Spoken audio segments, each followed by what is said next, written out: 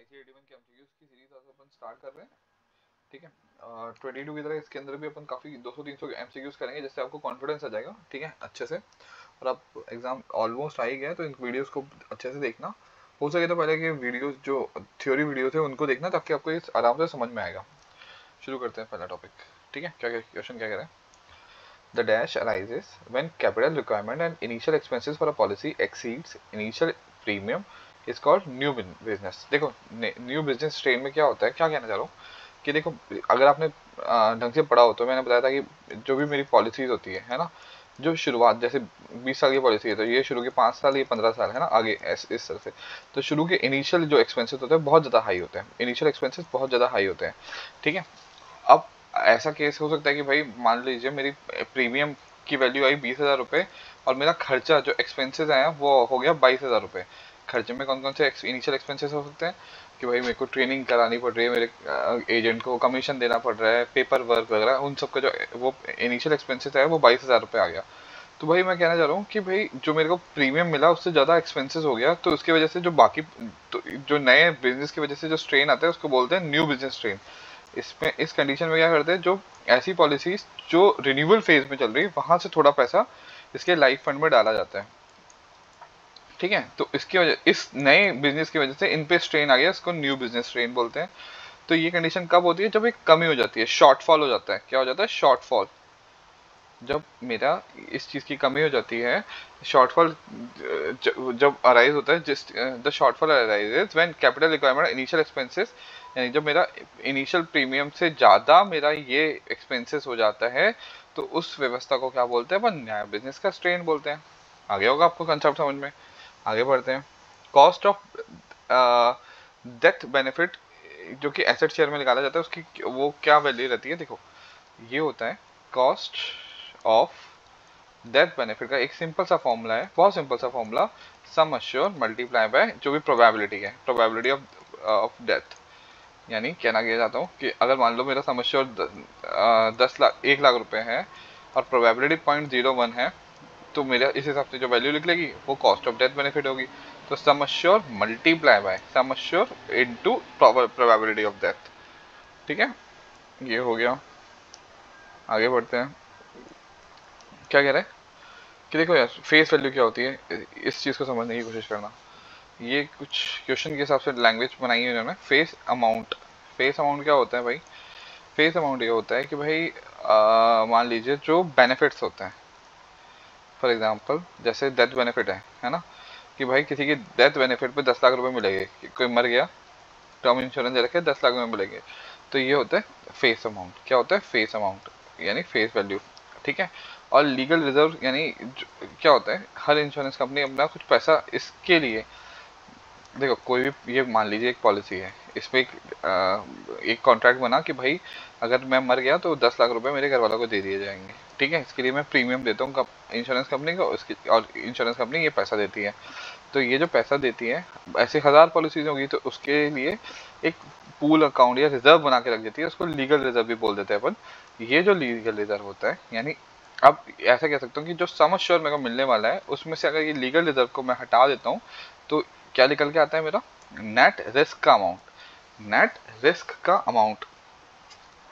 ठीक है, तो नेट रिस्क का अमाउंट क्या होता है कि भाई जो मेरी फेस अमाउंट है, जो मेरे को पैसा देना है, फॉर एग्जांपल देख लेते हैं एक बार इसको, कि भाई कोई एक्स वाई जी है, छोटू अपनी बहन की शादी कर रहे हैं और LIC ले रखी है 10 लाख रुपए की।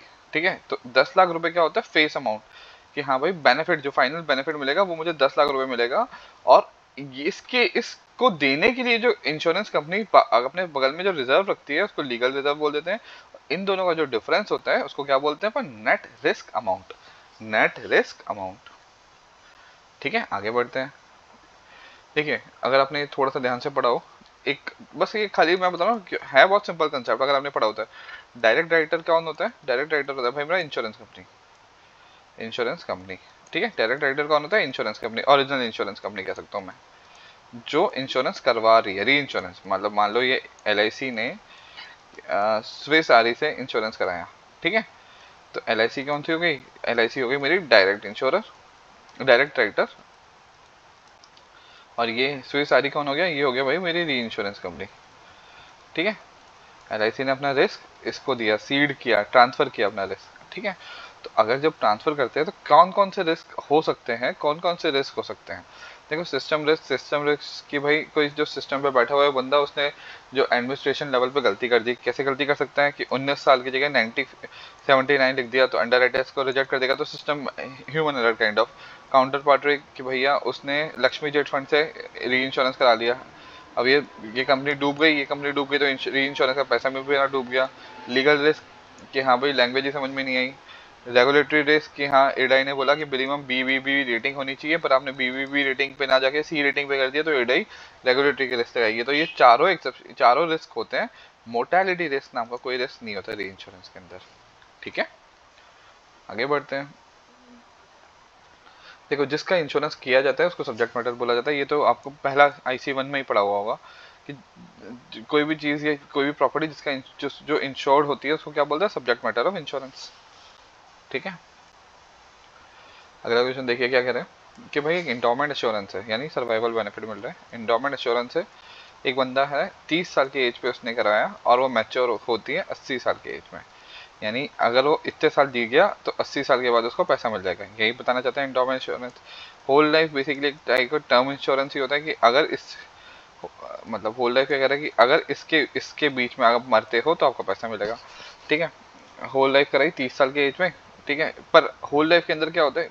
बेसिकली ये होता है टर्म के अंदर, अगर पूरी जिंदगी भर हो थ्रू आउट द लाइफ अगर आप करा देते हो तो उसी को ही टर्म इंश्योरेंस को, ऐसा टर्म इंश्योरेंस जो पूरी जिंदगी भर कवर करता है, होल लाइफ कवर करता है, उसको होल लाइफ इंश्योरेंस बोल देते हैं, ठीक है। तो 30 साल पे कराया और 80 साल तक आपने पैसा दिया, ठीक है। अब देखो दोनों का प्रीमियम अलग है। 50 साल की पॉलिसी है, ये भी 50 साल की है रखी, ये भी 50 साल की रखी है अपन ने, है ना। लेटर यानी अपन अब होल लाइफ के ऊपर बात कर रहे हैं। होल लाइफ में डेथ अगर बात होती कभी भी होती है तो पैसा कब दिया जाएगा? तो कहना ये चाह रहा है, मान लो वो इंडोमेंट को तो कंफ्यूज करने के लिए दिया था। होल लाइफ की पॉलिसी है, 30 साल में कराई, 30 से 80 साल तक, 50 साल तक आपने पैसा दिया है, भरा है, और अब किस एज पे आपको डेथ किस एज पे आपको पैसा मिल जाएगा? तो देखो यार, चाहे आपकी डेथ 81 पे हो या चाहे 100 साल पे हो, कभी भी हो, आपको होल लाइफ में टर्म इंश्योरेंस के जैसे पैसा मिल जाएगा। तो इनमें से कब कोई भी ऑप्शन नहीं, कभी भी हो, एनी टाइम, कभी भी मौत होगी, होल लाइफ में पैसा मिल जाएगा आपको, ठीक है। तो थोड़ा सा ट्रिकी था ये, एंडोमेंट का डाल के जबरदस्ती का कंफ्यूजन क्रिएट करने की कोशिश की थी। देखो क्या कह रहे हैं, लाइफ फंड की वैल्यू किस पर डिपेंड करती है? लाइफ फंड क्या होता है? मान लीजिए 3 बंदे हैं, इन्होंने एक XYZ इंश्योरेंस कंपनी को बोला कि भाई हमारा रिस्क कवर कर दो, तो इनसे जो पैसा मिला वो इसने एक फंड में डाला, उसी को लाइफ फंड बोल देते हैं। अब ये जो इंश्योरेंस कंपनी है ये क्या करती है, ये इस फंड को इन्वेस्ट कर देती है, इस फंड को इन्वेस्ट कर देती है। इन्वेस्ट करके मतलब मान लो जैसे यहाँ पे 10 लाख रुपए हुए, 10 लाख को इन्वेस्ट कर दिया, कुछ पैसा रेट ऑफ इंटरेस्ट कमाती है, इस तरह से व्यवस्था चलती है। तो ये जो लाइफ फंड होती है इसकी वैल्यू किस पर डिपेंड करती है? देखो सम अश्योर कि कितना सम अश्योर है, नहीं सम अश्योर तो भविष्य में देने वाला पैसा है, लाइबिलिटीज तो हो ही सकता। कॉन्स्टिट इन्वेस्टमेंट के ऊपर, कॉन्स्टिट्यूएंट इन्वेस्टमेंट, हाँ, कि ये जो पैसा लिया इसको कहाँ इन्वेस्ट किया है इस पर डिपेंड करती है, बिल्कुल डिपेंड करती है। सरप्लस एक तरह का प्रॉफिट है, ये तो कोई लिंक नहीं है। ऑपरेटिंग प्रॉफिट इस साल भर का होता है, ये भी कोई लिंक नहीं है। तो ये फंड वैल्यू की वैल्यू किस पर डिपेंड करती है? इन्वेस्टमेंट पे, कि हाँ भाई ये जो पैसा लाइफ फंड में इकट्ठा हुआ वो आपने कहाँ इन्वेस्ट किया है। आगे समझ में, आगे बढ़ते हैं। Interest loading is not refer to in the context of, अब देखो समझने की कोशिश करना। इंटरेस्ट लोडिंग क्या होता है? वही जो पैसा आपको लाइफ फंड में पैसा मिला, उस फंड को आपने कहीं पे इंटरेस्ट लगा दिया, कहीं पे डाल दिया, इन्वेस्ट कर दिया, है ना। अब आपको इसके बेस ऊपर इंटरेस्ट मिल रहा है, ठीक है। तो नॉट रेफर टू की बात कर रहे हैं, ठीक है। तो देखो कभी कभी हमें ROI ज़्यादा मिल सकता है, कभी कभी कम भी मिलता है, ठीक है, ठीक है। The actual experience bringing out higher ROI what is assume, कि एक्चुअल एक्सपीरियंस में रेट ऑफ इंटरेस्ट हमें ज़्यादा मिलता है, ठीक है। अगर हम lower rate of interest assume करते हैं प्रीमियम कैलकुलेशन के लिए, हम अगर आपने पढ़ा हो तो कहीं आपने सुना होगा कि हम कंजर्वेटिव अप्रोच यूज़ करते हैं सरप्लस निकालने के लिए। अगर आपने सरप्लस वाला वीडियो ध्यान से देखा हो तो ये भी सही है, ये भी सही है, ठीक है।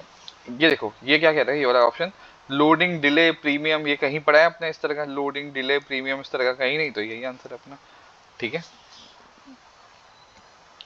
आगे बढ़ते हैं, क्या कह रहा है क्वेश्चन पढ़िए, एक सेकेंड। यूलिप फंड के रिस्पेक्ट में क्या चीज़ गलत है, यूलिप फंड के रिस्पेक्ट में क्या चीज़ गलत है। देखो पहला क्या कह रहा है, it is payable at the time of surrender, बिल्कुल सही बात है। मैच्योरिटी के में पे की जाती है, बिल्कुल सही बात है। It is payable at the time of death, हाँ मैच्योरिटी के टाइम पे। This is policy holders basic benefit है, हाँ यूलिप में जो यूनिट फंड है वो बेसिक बेनिफिट है। इंक्रीज और डिक्रीज नहीं होता, गलत बात है। क्यों?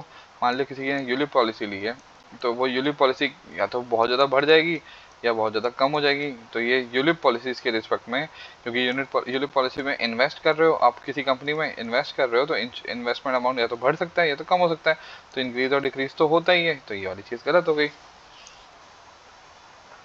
आगे बढ़ते हैं। देखो एक चीज़ याद रखना, अगर कोई यूलिप विथ प्रॉफिट बोल दिया जाता है, यूलिप विथ प्रॉफिट अगर बोला जाता है तो उसको बोला जाता है unit unitized with policy, profit policy. ULIP policy के साथ अगर मैं प्रॉफिट भी दे दिया जाता है तो उसको क्या बोला जाता है, यूनिटाइज्ड विथ प्रॉफिट पॉलिसी। ठीक है, यूनिटाइज्ड विथ प्रॉफिट पॉलिसी अगर कोई यूलिप के साथ इस तरह का व्यवस्था जोड़ जाती तो ठीक है, यहाँ तक कोई दिक्कत नहीं आनी चाहिए। अब देखो यार एक क्वेश्चन और समझते हैं, क्या कह रहा है question, expected number of claims को अगर मैं मल्टीप्लाई करता हूँ एक्सपेक्टेड क्लेम अमाउंट पर क्लेम, तो ये क्या होता है समझने की कोशिश करते हैं। देखो मान लो, समझने की कोशिश करते हैं कि भाई 100 पॉलिसी होल्डर है, कितने 100 पॉलिसी होल्डर है, ठीक है। और मैं ये कह रहा हूँ कि भाई 10 लोगों का क्लेम आएगा, 10 लोगों का क्लेम आएगा, और एवरेज क्लेम मान लेता हूँ मैं 50,000 रुपये, कितना है 50,000 रुपये, ठीक है। एवरेज क्लेम में मांग लेता हूँ 50,000 रुपये।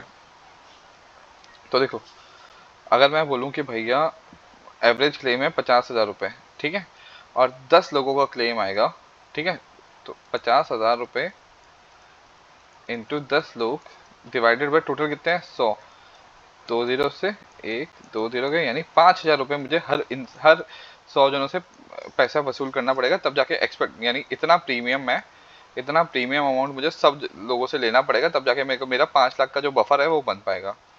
मुझे 5 लाख का बफर बनाना है ना भाई, कैसे बनाऊंगा भाई, कैसे पता 5 लाख का कि 10 लोगों को क्लेम आएगा 50,000 रुपये, इस हिसाब से मैंने 5 लाख का बफर बना दिया।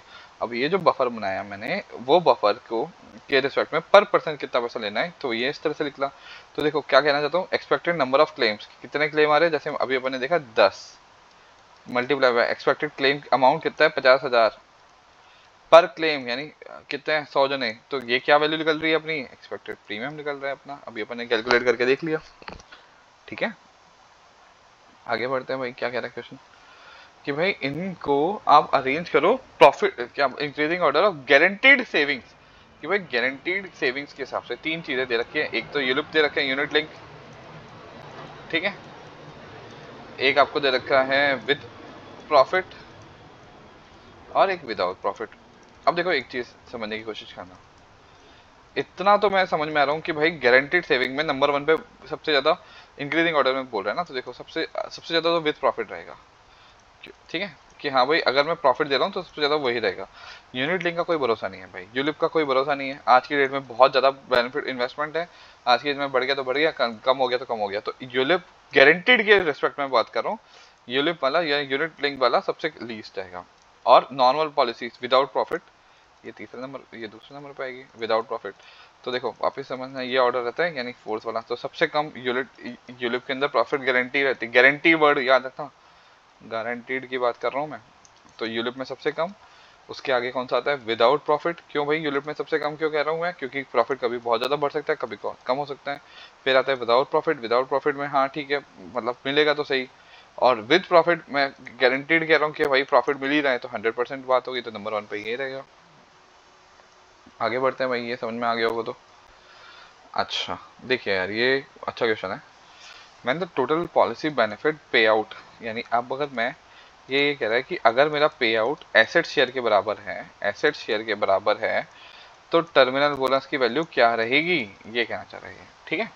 तो अब एक चीज समझने की कोशिश करना, एक चीज समझने की कोशिश करना कि देखो एसेट शेयर क्या होता है भाई। पहले तो एसेट शेयर अगर आपने पढ़ा हो, एसेट शेयर कि भाई कुछ पैसा मेरे पास आता है प्रीमियम के तौर पे, या मैं उन पैसों को इन्वेस्ट कर रहा हूँ तो वहाँ से इन्वेस्टमेंट के तौर पे, और कुछ पैसा मेरे साथ जाता है, क्लेम चला गया, एक्सपेंसेस चला गया, ये पैसा मेरा जाता है, ठीक है, ये पैसा मेरा चला जाता है। तो दो चीज़ें होती है, या तो मेरे पास पैसा आता है, जाता है, इनके बाद जो बचा कुचा हिसाब बचता है उसकी उसी को ही एसेट शेयर बोलते हैं, यानी एक पर्टिकुलर पॉलिसी का एक क्या बोलते हैं, लेखा जोखा, ठीक है।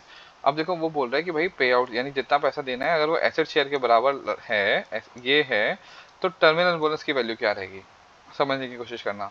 देखो अलग अलग चीज़ें होती है। गारंटीड बेनिफिट यानी ये पैसा तो मिलेगा ही मिलेगा, यानी kind of a sum assure, कि एक तरह से सम एश्योर है, ये पैसा तो मिलेगा ही मिलेगा। गारंटीड बेनिफिट है कि हाँ भाई एक पॉलिसी किसी कोई कराता है तो वो बेनिफिट जो होता है ना गारंटीड बेनिफिट, की हाँ भाई आपको मैच्योरिटी पे ये बेनिफिट या डेथ पे ये बेनिफिट मिलेगा ही मिलेगा, तो ये हो गया गारंटीड बेनिफिट, ठीक है। और कौन सी टर्म्स इसमें अपन ने यूज़ की है, रिविजनरी बोनस। रिविजनरी बोनस क्या होता है भाई, रिविजनरी बोनस, एक सेकंड ना, हाँ, रिविजनरी बोनस क्या होता है, रिविजनरी बोनस ये होता है कि भाई ये एक टेन्योर है, मान लो 5 साल का है, तो हर साल पे जो बोनस मिलता है, हर साल जो बोनस मिलता है उसको बोलते थे रिविजनरी बोनस। यानी मान लो यहाँ पे 1000 रुपये मिला, 1000 रुपये मिला, 1000 रुपये मिला, 1000 रुपये मिला, एक स्पेसिफिक ओकेजन हो सकता है, दिवाली पे सबको बोनस दिया जा रहा है या न्यू ईयर पे बोनस दिया जा रहा है, तो हर साल जो बोनस दिया जाता है उसको रिविजनरी बोनस बोल देते हैं। टर्मिनल बोनस क्या होता है, टर्मिनल बोनस होता है भाई एंड में, जब पॉलिसी खत्म हो गई तो जो खत्म होने पे जो बोनस दिया जाता है उसको बोलते हैं टर्मिनल बोनस, ठीक है। यहाँ तक कोई दिक्कत नहीं है। तो देखो यार एक चीज़ समझने की कोशिश करना, आपको ये चीज़ समझ में आ गई कि टर्मिनल बोनस जब सब खत्म हो गए तो जो बोनस दिया जाता है उससे टर्मिनल बोनस, रिविजनरी बोनस हर साल जो बोनस दिया जाता है, और गारंटी बेनिफिट, ये मैंने आपको तीनों समझा दिया। तो अब एक चीज़ समझने की कोशिश करना, एक सेकंड दीजिएगा, ठीक है। तो ये तीनों पैसे मैं दे ही रहा हूँ बेसिकली, एक तरह से देखा जाए तो, ठीक है। तो अगर मैं बोलूँ कि भाई चाहे वो गारंटीड बोनस हो, ठीक है, तो जो भी पैसा मैं दे रहा हूँ टोटल पे आउट, वो क्या हुआ यार, गारंटीड बेनिफिट यानी ये बेसिकली मेरा एक तरह से सम एश्योर है, plus revisionary bonus, revisionary bonus यानी ये जो स्पेशल ओकेजन पे जो बोनस दिया जाता है, ठीक है, प्लस टर्मिनल बोनस जब पॉलिसी खत्म हुई उस पर। अब वो ये कह रहा है कि भाई पे आउट की वैल्यू मेरा एसेट शेयर के बराबर हो जाती है, पे आउट की वैल्यू एसेट शेयर के बराबर हो जाती है, तो टर्मिनल बोनस की वैल्यू क्या है, तो इधर से इधर ले आओ, asset share minus guaranteed benefit minus revisionary bonus, ये क्या हुआ, टर्मिनल बोनस की वैल्यू। यही चीज़ वो पूछ रहे हैं। आप देख रहे हो क्वेश्चन है बहुत सिंपल, 2 कड़े का क्वेश्चन है, पर आपके कंसेप्ट के ऊपर है। अगर आपको कंसेप्ट क्लियर हो तो आंसर क्या है, पढ़ो क्वेश्चन क्या है, व्हेन टोटल बेनिफिट इज क्या बोलते हैं पे आउट एसेट शेयर के बराबर होता है, तो टर्मिनल बोनस की वैल्यू क्या होगी। तो मैंने अभी आपको नीचे वापस बताया, ये क्या होता है, guarantee benefit plus terminal bonus plus revisionary bonus. अब ये वैल्यू अगर मेरी एसेट शेयर के बराबर कर रहा हूँ, तो एसेट शेयर में से माइनस करो गारंटीड बेनिफिट में से, रिविजनरी बोनस हटा दो, बस ये आ गया मेरा टर्मिनल बोनस। कुछ नहीं करना, इन दोनों को इधर लेके आ गया हूँ बस मैं, ठीक है। तो आंसर क्या हो गया, फोर्थ हो गया। मॉक के अंदर गलत दे रखा है, ध्यान रखिएगा इस चीज़ को, ठीक है। यहाँ तक समझ में आ गया, आसान है। आगे बढ़ते हैं, अगला अगला एमसीक्यू उठाते हैं, आगे बढ़ते हैं। देखिए, identify from the following characteristics of endowment assurance. Endowment assurance क्या होता है भाई, एंडोमेंट एश्योरेंस होता है कि भाई मुझे सर्वाइवल प्लस डेथ दोनों बेनिफिट मिल रहा है, ठीक है, कि अगर बच गया तब भी पैसे मिलेगा, मर गया तब भी पैसे मिलेगा। तो अल्टीमेटली मुझे क्या मिल रहा है, पैसा मिल रहा है, यानी ये सेविंग बेनिफिट देता है। क्या देता है, सेविंग बेनिफिट देता है। कौन सा होता है, सेविंग ओरिएंटेड, ठीक है। कैरेक्टरिस्टिक्स एंडोमेंट इंश्योरेंस की क्या होता है ये, अच्छा, खाली प्योर एंडोमेंट होगा तो वो सर्वाइवल बेनिफिट देता है, टर्म इंश्योरेंस होता है तो वो डेथ बेनिफिट देता है, ध्यान रखिएगा ये चीज। सरेंडर वैल्यू के लिए के रिस्पेक्ट में which of the following is used as a guide to set surrender value. देखो हमेशा अपन एक टर्म याद रखना, एसेट शेयर, कि भाई कितना पैसा आ रहा है, कितना पैसा जा रहा है, उस, ठीक है, आ कैसे लगता है कि हाँ भाई जा कैसे सकता है, क्लेम्स वगैरह, एक्सपेंसेस, यहाँ पे प्रीमियम वगैरह हो गया, मेरा इन्वेस्टमेंट का अमाउंट हो गया, है ना। तो हमेशा अपन एसेट शेयर देखते हैं, ठीक है। तो जब भी मान लीजिए कोई पॉलिसी सरेंडर हो रही है तो अपन को ये चेक करना पड़ता है कि भाई मेरी पॉलिसी की एसेट शेयर सरेंडर वैल्यू से ज़्यादा होनी चाहिए, एसेट शेयर सरेंडर वैल्यू से ज़्यादा होना चाहिए हमेशा। तो क्या चेक किया, सरेंडर वैल्यू के रिस्पेक्ट में क्या चेक किया जाता है, एसेट शेयर चेक किया जाता है। आगे बढ़ते हैं, क्या कह रहे हैं भाई, पढ़ो। कंप्लीट द फॉलोइंग, यूलिप क्या होता है, यूलिप होता है बेसिकली इन्वेस्टमेंट प्लस इंश्योरेंस। क्योंकि यूलिप में अपन क्या करते हैं कि कुछ पार्ट अपन यूलिप फंड में रख देते हैं कि हाँ भाई 100 रुपये है, 100 रुपये से 70 रुपये भैया यूलिप फंड में रख दिया कि आप इन्वेस्टमेंट मार्केट में लगा दो, 30 रुपये आपकी आपकी क्या बोलते प्रोटेक्शन दे दिया कि हाँ भाई कुछ हो गया या सर्वाइवल काइंड ऑफ बेनिफिट, तो उसके लिए 30 रुपये अलग से रख दिए जाते हैं, ये बेनिफिट के लिए पैसे रख दिए जाते हैं। तो ये बेनिफिट वाला पार्ट हो गया इंश्योरेंस, और जो पैसा इन्वेस्ट किया वो हो गया इन्वेस्टमेंट। तो investment combination of investment and insurance होता है। इनमें से क्या चीज़ गलत है री इंश्योरेंस ट्रीटी के लिए? ट्रीटी वर्ड आ गया ना, ट्रीटी वर्ड आ गया, यानी अगर मान लो ये ए है कि इंश्योरेंस कंपनी है, ये बी इंश्योरेंस कंपनी है, इसने 3 आपको केसेस दिए हैं, तो बी बाध्य है, अगर ट्रीटी साइन हुई है इन दोनों के बीच में, ट्रीटी साइन हुई है तो बाध्य है बी कि भैया इसको तीनों के तीनों केसेस के री इंश्योरेंस करना ही पड़ेगा। तो ऑब्लिगेटरी मस्ट है, ऑब्लिगेटरी मस्ट है, ठीक है। ऑब्लिगेटरी या अपन एक इसमें ऑटो, इस तरह की टर्म्स यूज की जाती है। तो ऑप्शन कौन सा इनकरेक्ट है? इट इज नॉट ऑब्लिगेटरी, नहीं भैया ये तो बाध्य है। It is obligatory for reinsurance to accept, compulsory लेना मस्ट है। तो करेक्ट आंसर क्या हुआ? ऑप्शन सी, यानी ये इनकरेक्ट है। आगे बढ़ते हैं। Identify the correct feature consistency of premium. Consistency का मतलब होता है कि भैया अगर मैं आज 10,000 रुपये ले रहा हूँ आपसे प्रीमियम का, तो 10,000 ही लूँ लगातार, ठीक है। ये मेरा हर हर साल बराबर फिक्स प्रीमियम अमाउंट दिया जाए। तो ये किस चीज़ के ऊपर सबसे ज़्यादा डिपेंड करता है? ये डिपेंड करता है आपके बेनिफिट के ऊपर, कि आप मुझे अगर आप बता रहे हो कि भाई आपको सर्वाइवल बेनिफिट 5 लाख रुपए दूंगा, तो मैं उस हिसाब से व्यवस्था बिठाऊंगा। ये मैंने अभी आपको एक क्वेश्चन दे बताया था ना कि हाँ भाई इतना क्लेम आ सकता है, इतना पैसा आ सकता है, तो एक्सपेक्टेड प्रीमियम निकाल रहे हैं। तो बेनिफिट के बेसिस पे डिपेंड निकाल करते हैं, कि बेनिफिट के बेसिस पे कंसिस्टेंसी डिपेंड करती है, ठीक है। आगे बढ़ते हैं। आइडेंटिफाई लाइफ इंश्योरेंस का क्या क्या काम हो सकता है? भाई सेविंग्स देता है, बिल्कुल सेविंग देता है। इन्वेस्टमेंट, यूलिप प्लान, और रिस्क बेयरिंग की में सहायता करता है, हाँ बिल्कुल करता है। तो आंसर क्या हुआ? All of the above. आगे बढ़ते हैं। क्या कह रहे हैं भाई? Identify the incorrect with respect to cash flow. देखो कैश फ्लो का मतलब होता है, अगर ये मेरी इंश्योरेंस कंपनी है तो इसका पैसा जा रहा है, इसका पैसा जा रहा है, ठीक है। यानी अगर मैं एसेट शेयर के रिस्पेक्ट में आपको बात करूं, तो अगर आता है या यानी ये कैश फ्लो यानी बाहर जा रहा है। तो अब किसके रिस्पेक्ट में पैसा बाहर जाता है? देखो expenses, daily day to day expenses में खर्चा होता है, हाँ। मीटिंग में एक्सपेंसेस होता है, खर्चा पैसा दे देना पड़ता है, हाँ। सरेंडर करते हैं, सेटलमेंट सरेंडर, कोई पर्टिकुलर पॉलिसी सरेंडर कर रही है तो उसको पैसा देना पड़ता है, हाँ। Meeting policy holder to obligations, हाँ, ठीक है। Premium collection done from policy holder, अगर पैसा आ रहा है तो वो तो इनफ्लो मेरा आया ना, तो कैश फ्लो बाहर वाला थोड़ी हुआ ये। तो इनकरेक्ट कौन सा हुआ? ऑप्शन फिफ्थ, कि यही सबसे अलग लग रहा है। इनमें तो भाई मेरा पैसा जा रहा है, इनमें से पैसा जा रहा है, और इसी इकलौते के अंदर पैसा आ रहा है, ठीक है। तो ये सारे के सारे ऑप्शन गलत हुए। ये वाला ऑप्शन इनकरेक्ट कौन सा होता है कैश फ्लो के रिस्पेक्ट में? कि भैया प्रीमियम अगर कलेक्शन के लिए भी पैसा आता जाता है, नहीं, ऐसा नहीं होता। आ गया समझ में? तो यहाँ पे वैसे आइडियली तो इनको इस क्वेश्चन के अंदर आउटफ्लो वर्ड यूज करना चाहिए था, पर इन्होंने नहीं किया। पर ठीक है, ये जिस हिसाब से ऑप्शन दिए, एक इकलौता ऑप्शन ये अलग है, इससे आपको आइडेंटिफाई हो जाना चाहिए। मुझे तो फॉलोइंग, अब देखो समझने की कोशिश करना कौन सा assumption सही है ओवरऑल एक्सपेंसेस रेशियो के रिस्पेक्ट में। तो देखो यार एक बात याद रखना, ओवरऑल एक्सपेंसेस रेशियो क्या होता है कि देखो समझने की कोशिश करना, कोई भी नया बिजनेस शुरू हुआ, कोई भी नया बिजनेस शुरू हुआ है ना, कोई भी नया बिजनेस शुरू हुआ है, तो भाई उसका इनिशियल एक्सपेंसेस होगा, उसका इनिशियल एक्सपेंसेस होगा, यहाँ तक कोई दिक्कत नहीं आनी चाहिए। और इनिशियल एक्सपेंसेस के साथ क्या होता है, एक यहाँ से देखते हैं, इससे यहाँ से समझ में आएगा। तो देखो नया बिजनेस के एक्सपेंसेस होगा, कि नया बिजनेस के एक्सपेंसेस यानी इनिशियल एक्सपेंसेस। इनिशियल एक्सपेंसेस में क्या आता है? एजेंट का कमीशन हो गया, मेडिकल टेस्ट हो गए, डॉक्यूमेंट हो गया, मार्केटिंग हो गया, ठीक है। और ये मैं आपको कई बार बता चुका हूँ कि इनिशियल एक्सपेंसेस हमेशा ज़्यादा होता है रिन्यूएबल एक्सपेंसेस से, ये मैं कई बार बता चुका हूँ, ठीक है। और रिन्यूएबल यानी ओल्ड बिजनेस का एक्सपेंसेस क्या होता है कि भाई कस्टमर को सर्विस देना, स्टाफ को सैलरी देना, अगर कोई मान लो इधर से इधर पॉलिसी चेंज कराना चाहता है कि भाई टर्म से होल लाइफ में चेंज कर दो मेरा, ये इस तरह की व्यवस्था, तो वो जो व्यवस्था होती है पोस्ट सर्विसेज एक बार देने के बाद जो सर्विसेज देते हैं वो ओल्ड बिजनेस में आता है। ठीक है, और इन दोनों को व्यवस्था को मिला दिया जाए, इनिशियल और ओल्ड बिजनेस को, तो उसको बोलते हैं ओवरऑल एक्सपेंसेस रेशियो।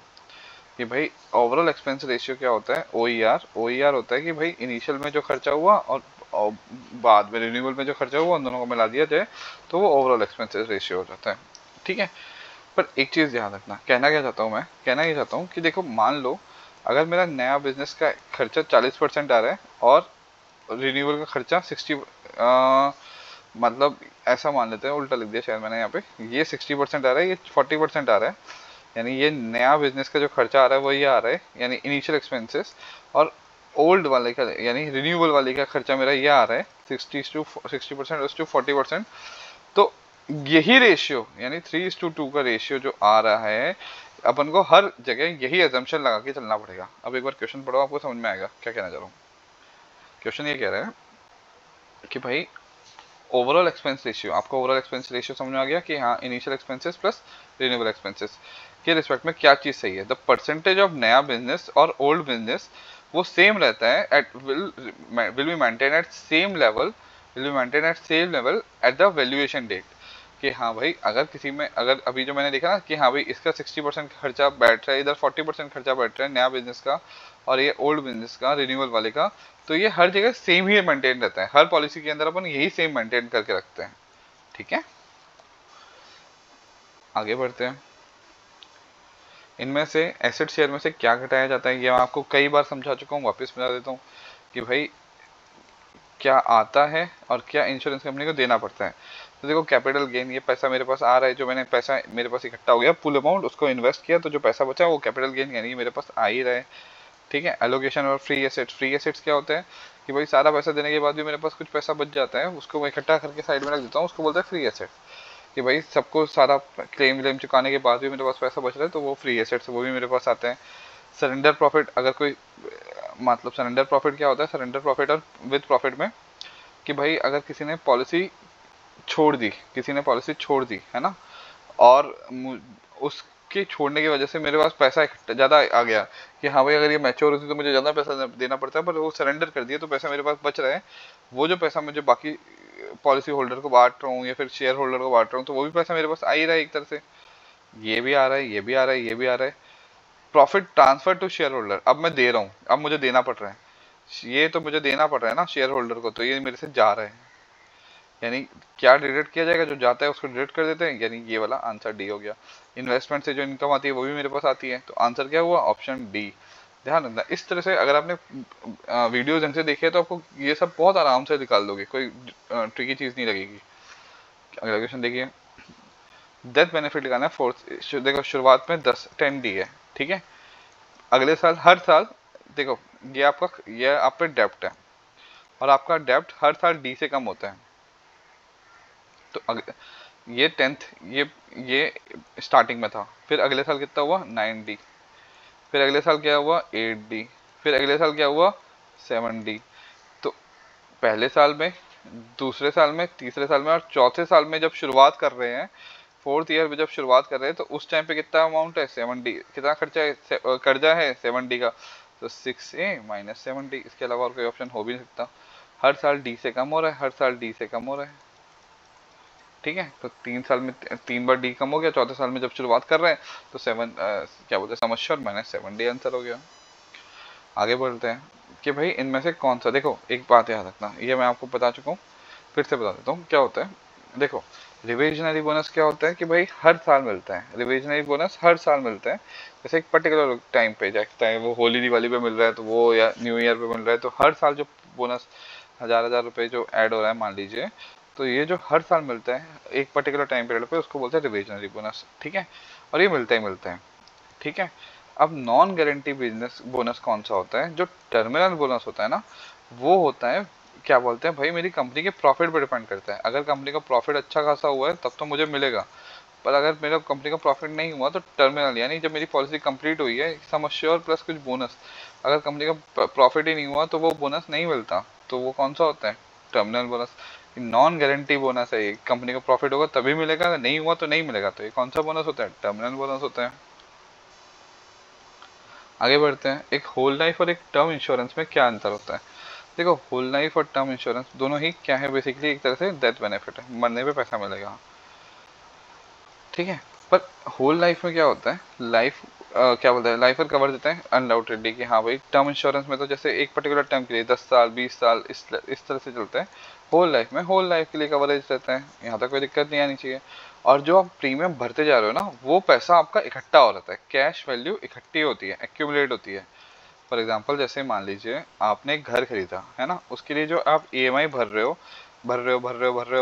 अल्टीमेटली जब खत्म होता है, ठीक है, तो आपको पूरा क्या मिल जाता है, घर मिल जाता है। वहीं एक, तो एक तरह से आपका पैसा जो हो रहा है कैश एक्यूमुलेट हो रहा है। तो ये क्या हो गया, एक तरह से होल लाइफ का एग्जांपल हो गया। और वहीं दूसरी तरफ अगर आपने जैसे बाइक की ईएमआई भर रहे हो है ना, बाइक की ईएमआई भर रहे हो, ठीक है, आपको मिल रहा है, अल्टीमेटली गाड़ी तो मिलेगी आपको, पर उसमें आपका इंश्योरेंस का मतलब अगर आपको ठुक ठका जाएगी तो आपको क्लेम मिलेगा। अगर आपका मतलब कहना ये चाह रहा हूँ, आप बाइक की ईएमआई इंश्योरेंस भर रहे हो है ना, इंश्योरेंस भर रहे हो, एक्सीडेंटल इंश्योरेंस। तो जब आपका एक्सीडेंट होगा तब आपको गाड़ी वो क्या बोलते हैं वो पैसा मिल जाएगा, ठीक है। कहने का तात्पर्य बस इतना सा है कि होल लाइफ के अंदर जो पैसा आप दे रहे हो वो कैश एक्यूमुलेट होता है, पैसा इकट्ठा होता है, आपको पैसा इकट्ठा होता है। तो होल लाइफ और उसमें क्या डिफरेंस होता है कि होल लाइफ के अंदर कैश एक्यूमुलेट होता है, कैश वैल्यू एक्यूमुलेट होती है, जबकि टर्म के अंदर वो पैसा इकट्ठा नहीं होता। आगे बढ़ते हैं। अच्छा एक इसमें ना आखिरी ऑप्शन बहुत इंपॉर्टेंट था, वो देख लो एक बार। आ गया। हाँ इसमें ये दे रखा है कि होल लाइफ के रेट कम होते हैं टर्म से, बिल्कुल नहीं। जबकि होल लाइफ, ध्यान रखना, सबसे कम रेट टर्म के होते हैं, उसके बाद आता है होल लाइफ, ध्यान रखना, ठीक है। ये आपको बता दिया, ये आपको बता दिया। आगे बढ़ते हैं। Which type of life insurance may be a person पे ऑफ आउट में अलाउ अ पर्सन टू पे of outstanding.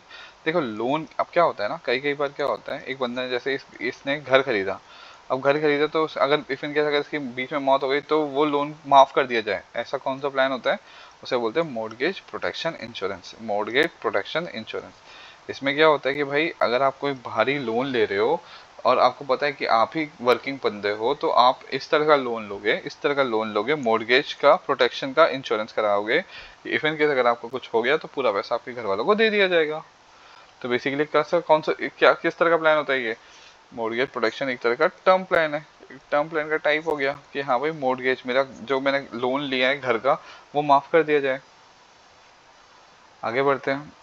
Commission paid in the first year के रिस्पेक्ट में क्या चीज़ गलत है, देखो पहले साल में जो कमीशन दिया जाता है वो क्यों दिया जाता है और इनमें से क्या चीज़ गलत है। देखो पहले बात तो कि वो एक तरह से इंसेंटिव दिया जाता है अच्छे काम के लिए, बिल्कुल सही बात है। यूटिलाइज किया जाता है एक्सपेंसेस, क्या बोलते हैं, इनकर्ड बाय सेल्स फोर्स, हाँ भाई सेल्स फोर्स करते हैं। कमीशन हायर रेट पे दिया जाता है, इनिशियल एक्सपेंसेस हमेशा ज़्यादा होता है, ज़्यादा से ज़्यादा लोग आए इनफोर्स है, ये भी बिल्कुल सही है। पर अब देखो बी ऑप्शन क्या कहते हैं, utilize post sales services provide करने के लिए, नहीं पोस्ट सेल के लिए तो भाई कौन सा प्रीमियम दिया जाता है, रिन्यूअल दिया जाता है ना पोस्ट सेल। जब क्या बोलते हैं मेरी पॉलिसी बिक गई है उसके बाद इनिशियल ईयर्स के बाद जो प्रीमियम कमीशन दिया जाता है वो रिन्यूअल कमीशन होता है, तो आंसर बी गलत हो गया। आगे बढ़ते हैं। क्या कह रहे हैं भाई, which section of the insurance, which section of the insurance 1938 वाला, द वैल्यूएशन ऑफ लाइबिलिटीज और इन्वेस्टिगेशन, देखो क्या कहता है कि भाई सेक्शन 13 बताता है कि भाई कोई भी इंश्योरेंस कंपनी जो होगी, कोई भी इंश्योरेंस कंपनी होगी उसका वैल्यूएशन और लाइबिलिटीज की फाइनेंशियल कंडीशन चेक करना कंपलसरी है। ये एक्चुअली करता है ताकि कंपनी अपना फ्यूचर का क्लेम और मतलब प्रॉपर, देखो एडाई टाइम टाइम पे ना, एडाई टाइम टाइम पे ये चेक करता रहता है कि भाई जो इंश्योरेंस कंपनी है उसकी हालत कैसी है, फाइनेंशियल हालत, फाइनेंशियल सिचुएशन कैसी है उसकी, कि हाँ भाई इसीलिए बार बार वैल्यूएशन कराता रहता है, वैल्यूएशन ऑफ लाइबिलिटीज की कितना खर्चा है, क्या फाइनेंशियल कंडीशन है, वो कौन से सेक्शन के अंतर्गत कराता है, सेक्शन 13 के अंतर्गत, ठीक है। यहाँ तक कोई दिक्कत नहीं आनी चाहिए। आगे बढ़ते हैं। चलिए आगे बढ़ते हैं।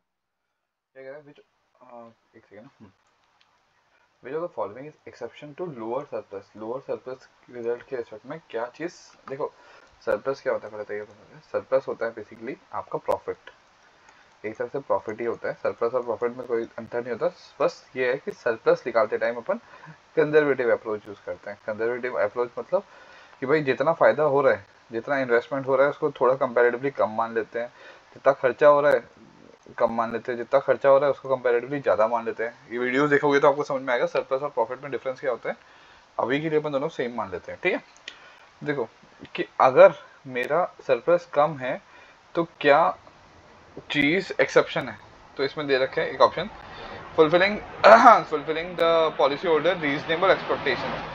अब देखो यार, अगर मेरे को प्रॉफिट कम मिल रहा है, अगर मुझे प्रॉफिट कम मिल रहा है तो मैं कैसे फुलफिल कर पाऊंगा, तो ये ऑप्शन गलत है, ठीक है। आप देखो बाकी ऑप्शन अगर पढ़ना चाहो तो देखो डैमेजिंग, हाँ भाई ऑर्गेनाइजेशन की इमेज डैमेज होती है कि हाँ भाई प्रॉफिट कम आ रहा है इसका, बिल्कुल ठीक है। डिस्ट्रीब्यूशन कम होता है, नंबर ऑफ सरेंडर्स ज़्यादा होते हैं क्योंकि प्रॉफिट कम है तो लोग जल्दी छोड़ना चाहेंगे, ठीक है। तो करेक्ट आंसर क्या हुआ, फुलफिलिंग पॉलिसी होल्डर की एक्सपेक्टेशन फुलफिल कर रहा है, ये नहीं कि अगर लोअर सरप्लस है तो वो तो और नहीं कर पा रहे ना, ठीक है। समझ में आ गया क्वेश्चन क्या है कि लोअर सरप्लस के रिस्पेक्ट में, कि अगर लोअर सरप्लस मेरा रिजल्ट रहा है तो क्या एक्सेप्शन है, वो ये है कि हाँ भाई पॉलिसी होल्डर खुश है, नहीं ये खुश नहीं है, पॉलिसी होल्डर की एक्सपेक्टेशन सेटिस्फाई नहीं हो रही। देखो एक पॉलिसी डॉक्यूमेंट क्या होता है, जिसपे लिखा होता है कि भाई सम एश्योर्ड ये रहेगा, पॉलिसी टर्म ये रहेगा, प्रीमियम पेइंग टर्म ये रहेगा, हम आपको ये बेनिफिट देंगे, ये राइडर देंगे, तो वो कौन सा डॉक्यूमेंट होता है, उसको बोलते हैं पॉलिसी डॉक्यूमेंट, जिसके अंदर इंश्योरेंस का पूरा कॉन्ट्रैक्ट लिखा जाता है, ठीक है। आगे बढ़ते हैं। डैश रिजर्व इज मेड, अब देखो क्या कह रहे हैं, इनमें से कौन सा reserve is made for policy जो कि फॉरेन करेंसी में इशू की जाती है। अभी मैं आंसर बता रहा हूँ, आंसर है ए और सी, ठीक है। एक्सचेंज फ्लक्चुएशन रिजर्व और करेंसी रिजर्व। अब इसको समझते हैं क्या कहना चाहते हैं। देखो समझने की कोशिश करना।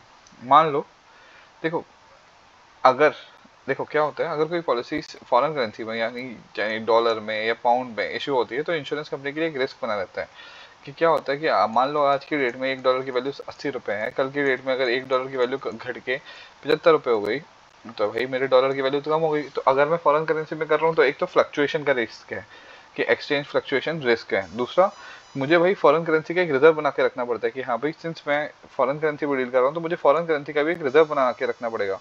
तो आंसर क्या हुआ कि अगर फॉरेन करेंसी के रिस्पेक्ट में अगर मैं डील कर रहा हूँ तो मुझे क्या क्या रिस्क रख सकते हैं, एक्सचेंज फ्लक्चुएशन का रिजर्व और करेंसी का रिजर्व, ये दोनों मुझे रखने पड़ते हैं। कि एक्सचेंज फ्लक्चुएशन मैंने समझा दिया कि $1 80 रुपये 75 रुपये हो गया तो उसकी वजह से जो फ्लक्चुएशन उसकी वजह से ऊपर नीचे हो रहा है उसका एक रिजर्व बना के रखना पड़ता है, और एक करेंसी का रिजर्व बना के रखना है कि फॉरेन करेंसी डॉलर में है या पाउंड में है उसका भी मुझे एक रिजर्व बना के रखना पड़ता है। उम्मीद करता हूँ आपको समझ में आया होगा। आगे बढ़ते हैं, ठीक है। आइडेंटिफाई, क्या कह रहा है भाई, रेगुलेटरी, इनमें से क्या चीज़ गलत है रेगुलेटरी प्रोविजन ऑफ री इंश्योरेंस कॉन्ट्रैक्ट के रिस्पेक्ट में। तो देखो सबसे पहले सारे ऑप्शंस देखते हैं क्या कह रहे हैं, पहले बी से शुरू करते हैं। री इंश्योरेंस प्रोग्राम पहले से ही डिसाइड करना होता है।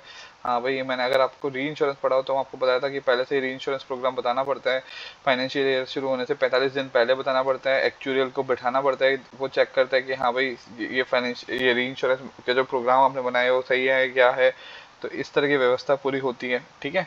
तो इनकरेक्ट नहीं है, ये तो सही है।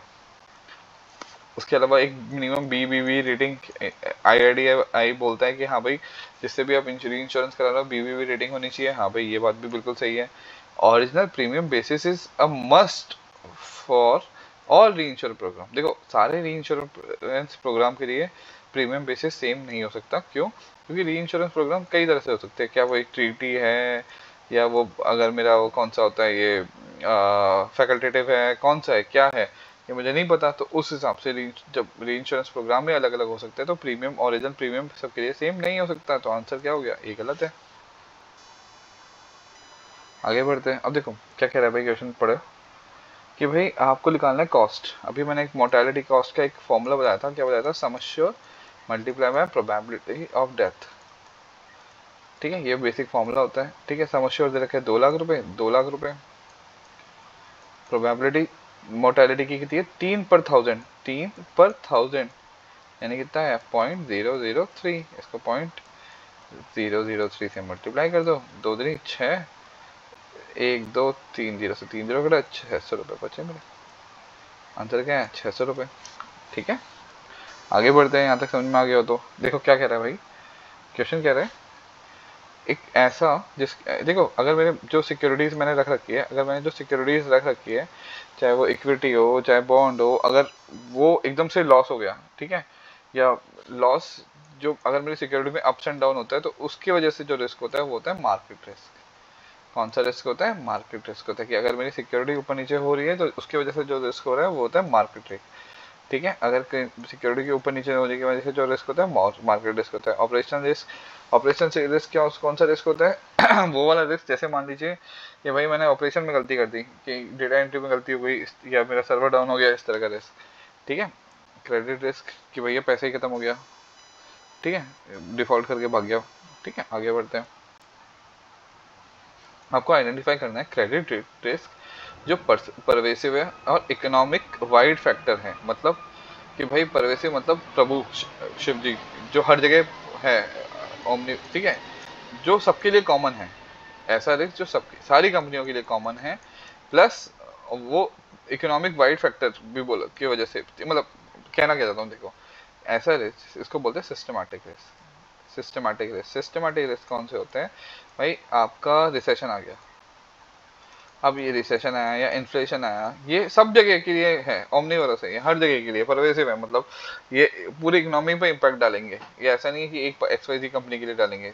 तो ये कौन सा रिस्क होता है? सिस्टमैटिक रिस्क, जो परवेसिव काइंड ऑफ रहता है। बाकी रिस्क भी एक बार देख लेते हैं कौन कौन से रिस्क होते हैं। देखिए, सिस्टमैटिक रिस्क आपको मैं समझा दिया, इसको अपन और क्या बोलते हैं? सिस्टमैटिक रिस्क को अपन क्या, इकोनॉमिक वाइड रिस्क भी बोलते हैं। Economic wide risk, firm wise, firm specific risk, मतलब जहाँ से कोई कंपनी का CEO छोड़ के चला गया, ये बंद हो गई, तो उससे रिलेटेड जो कंपनी होगी वो बंद हो जाएगी, तो ये फर्म स्पेसिफिक रिस्क। री इन्वेस्टमेंट, कि भैया आपको फ्यूचर में आपको उम्मीद थी कि 10% का रेट मिलेगा, पर आपको 10% का मिल गया, 3% का मिल रहा है, तो ये री इन्वेस्टमेंट का रिस्क हो गया।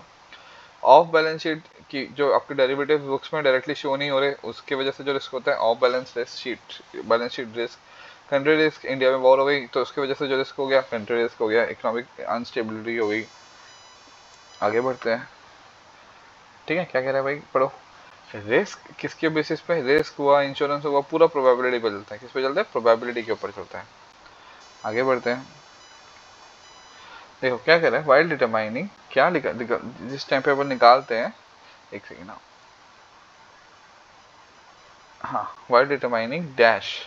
अब देखो मैथमेटिक रिजर्व्स, देखो रिजर्व्स को ही इन्होंने मैथमेटिकल रिजर्व बोल दिया, पर एक ही बात है, वाइल डिटरमाइनिंग रिजर्व्स। ठीक है, रिजर्व यानी जो पैसा क्लेम के लिए मुझे देना पड़ेगा, डेथ बेनिफिट आया, सर्वाइवल बेनिफिट आया, जो भी पैसा मुझे देना पड़ेगा, उसको निकालते टाइम अपन क्या देखना चाहते हैं हमेशा? आईडीआई ने बोला था 2008 इसके अनुसार कि हमेशा आगे प्रोस्पेक्टिव मेथड पे देखना है, हमेशा प्रोस्पेक्टिव। अगर आपने थोड़ा सा भी वीडियो ध्यान से देखा होगा तो आप आंसर दे सकते हो कि भाई मैं यहाँ पे खड़ा होके फ्यूचर में क्या खर्चे होंगे और क्या कितना पैसा मेरा आएगा, वो वैल्यूएशन उस हिसाब से लगाऊंगा मैं। प्रोस्पेक्टिव मेथड मतलब मैं आज प्रेजेंट में खड़ा हूँ और मैं सोचूंगा कि भाई मेरे पे एक इंश्योरेंस कंपनी में फ्यूचर में क्या क्या क्लेम आ सकते हैं, क्या क्या पैसे मिल सकते हैं, उस व्यवस्था पे। तो रिजर्व निकालते टाइम मैं प्रोस्पेक्टिव मेथड को यूज करता हूँ। ठीक है, इन्होंने ऑप्शन गंदे बना दिए, और है दो कड़े का कुछ नहीं है। अंडर डैश, अब देखो क्या होता है यार, ये मैं आपको 1000 बार बता चुका हूँ कि इनिशियल एक्सपेंसेस ज़्यादा होता है रिन्यूएबल एक्सपेंसेस से। ठीक है, और शुरुआत का खर्चा निकालना कंपनी के लिए बहुत डिफिकल्ट होता है। तो अंडर डैश रिस्क एक पॉलिसी लैप या विड्रॉ हो जाती है जल्दी, तो इंश्योरर जो होता है is at the risk of not being able to recover initial cost। तो अगर शुरुआत में इसने विड्रॉ कर लिया, शुरुआत में ही इसने विड्रॉ कर लिया अंडर विड्रॉल रिस्क, तो इनिशियल कॉस्ट वो निकाल नहीं पाता। कि अगर भाई मेरे को शुरुआत में बहुत पैसा लगा है और थोड़े से टाइम चलते ही वो पैसा उसने निकाल, मतलब जो पॉलिसी थी उसने बंद कर दी, तो विड्रॉल रिस्क के टाइम पे मैं इनिशियल कॉस्ट कवर नहीं कर पाता। आगे बढ़ते हैं। ये देखो भाई, इंश्योरेंस कॉन्ट्रैक्ट क्या होता है? दो जनों के बीच में होता है, इंश्योरर और इंश्योर्ड। जो जिसको प्रोटेक्शन मिल रहा है वो इंश्योर्ड है, जो प्रोटेक्शन दे रहा है वो इंश्योरर है। ठीक है, यानी ये LIC है, ये मैं हूँ अपन जिसने इंश्योरेंस कराई है। ठीक है, तो वो पार्टी जो एग्री करती है कंपनसेट करने के लिए सारे रिस्क को, उसको क्या बोलते हैं? इंश्योरर बोलते हैं। आगे बढ़ते हैं। Which are the following factor need to be observe so that, इनमें से कौन से फैक्टर को need to be observe so that insurer can settle insurance claim. अब देखो, जब भी कोई क्लेम आए उसी टाइम पे वो पैसा दे सके, तो क्या चेक करना होता है? एसेट लाइबिलिटी का कैश फ्लो, कि मेरे पास आज की डेट में कितने एसेट्स हैं और कितने लाइबिलिटी हैं। क्लेम मतलब क्लेम कितने देने हैं मुझे, एक्सपेंसेस कितना है मेरा, और कितना प्रीमियम आना बाकी है, कितना प्रीमियम आ गया है, कितना मैंने इन्वेस्ट कर रखा है। तो ये क्या हुआ, एसेट्स हुए मेरे, ये क्या हुए, लाइबिलिटी हुई। तो एसेट और लाइबिलिटी का कैश फ्लो से मैं बता सकता हूँ जब भी मेरे पास इंश्योरेंस क्लेम आएगा तब का, जब और तब जब भी आएगा तब मैं दे सकता हूँ। आगे बढ़ते हैं, क्या कह रहे हैं, इन डैश वन कंपेयर। अब देखो क्या कहना चाह रहा हूँ कि इस देखो, जब हम आज आज क्या है, मान लो जो 24 अगस्त है, 24 अगस्त है, ठीक है, और कल क्या थी, 23 अगस्त, है ना।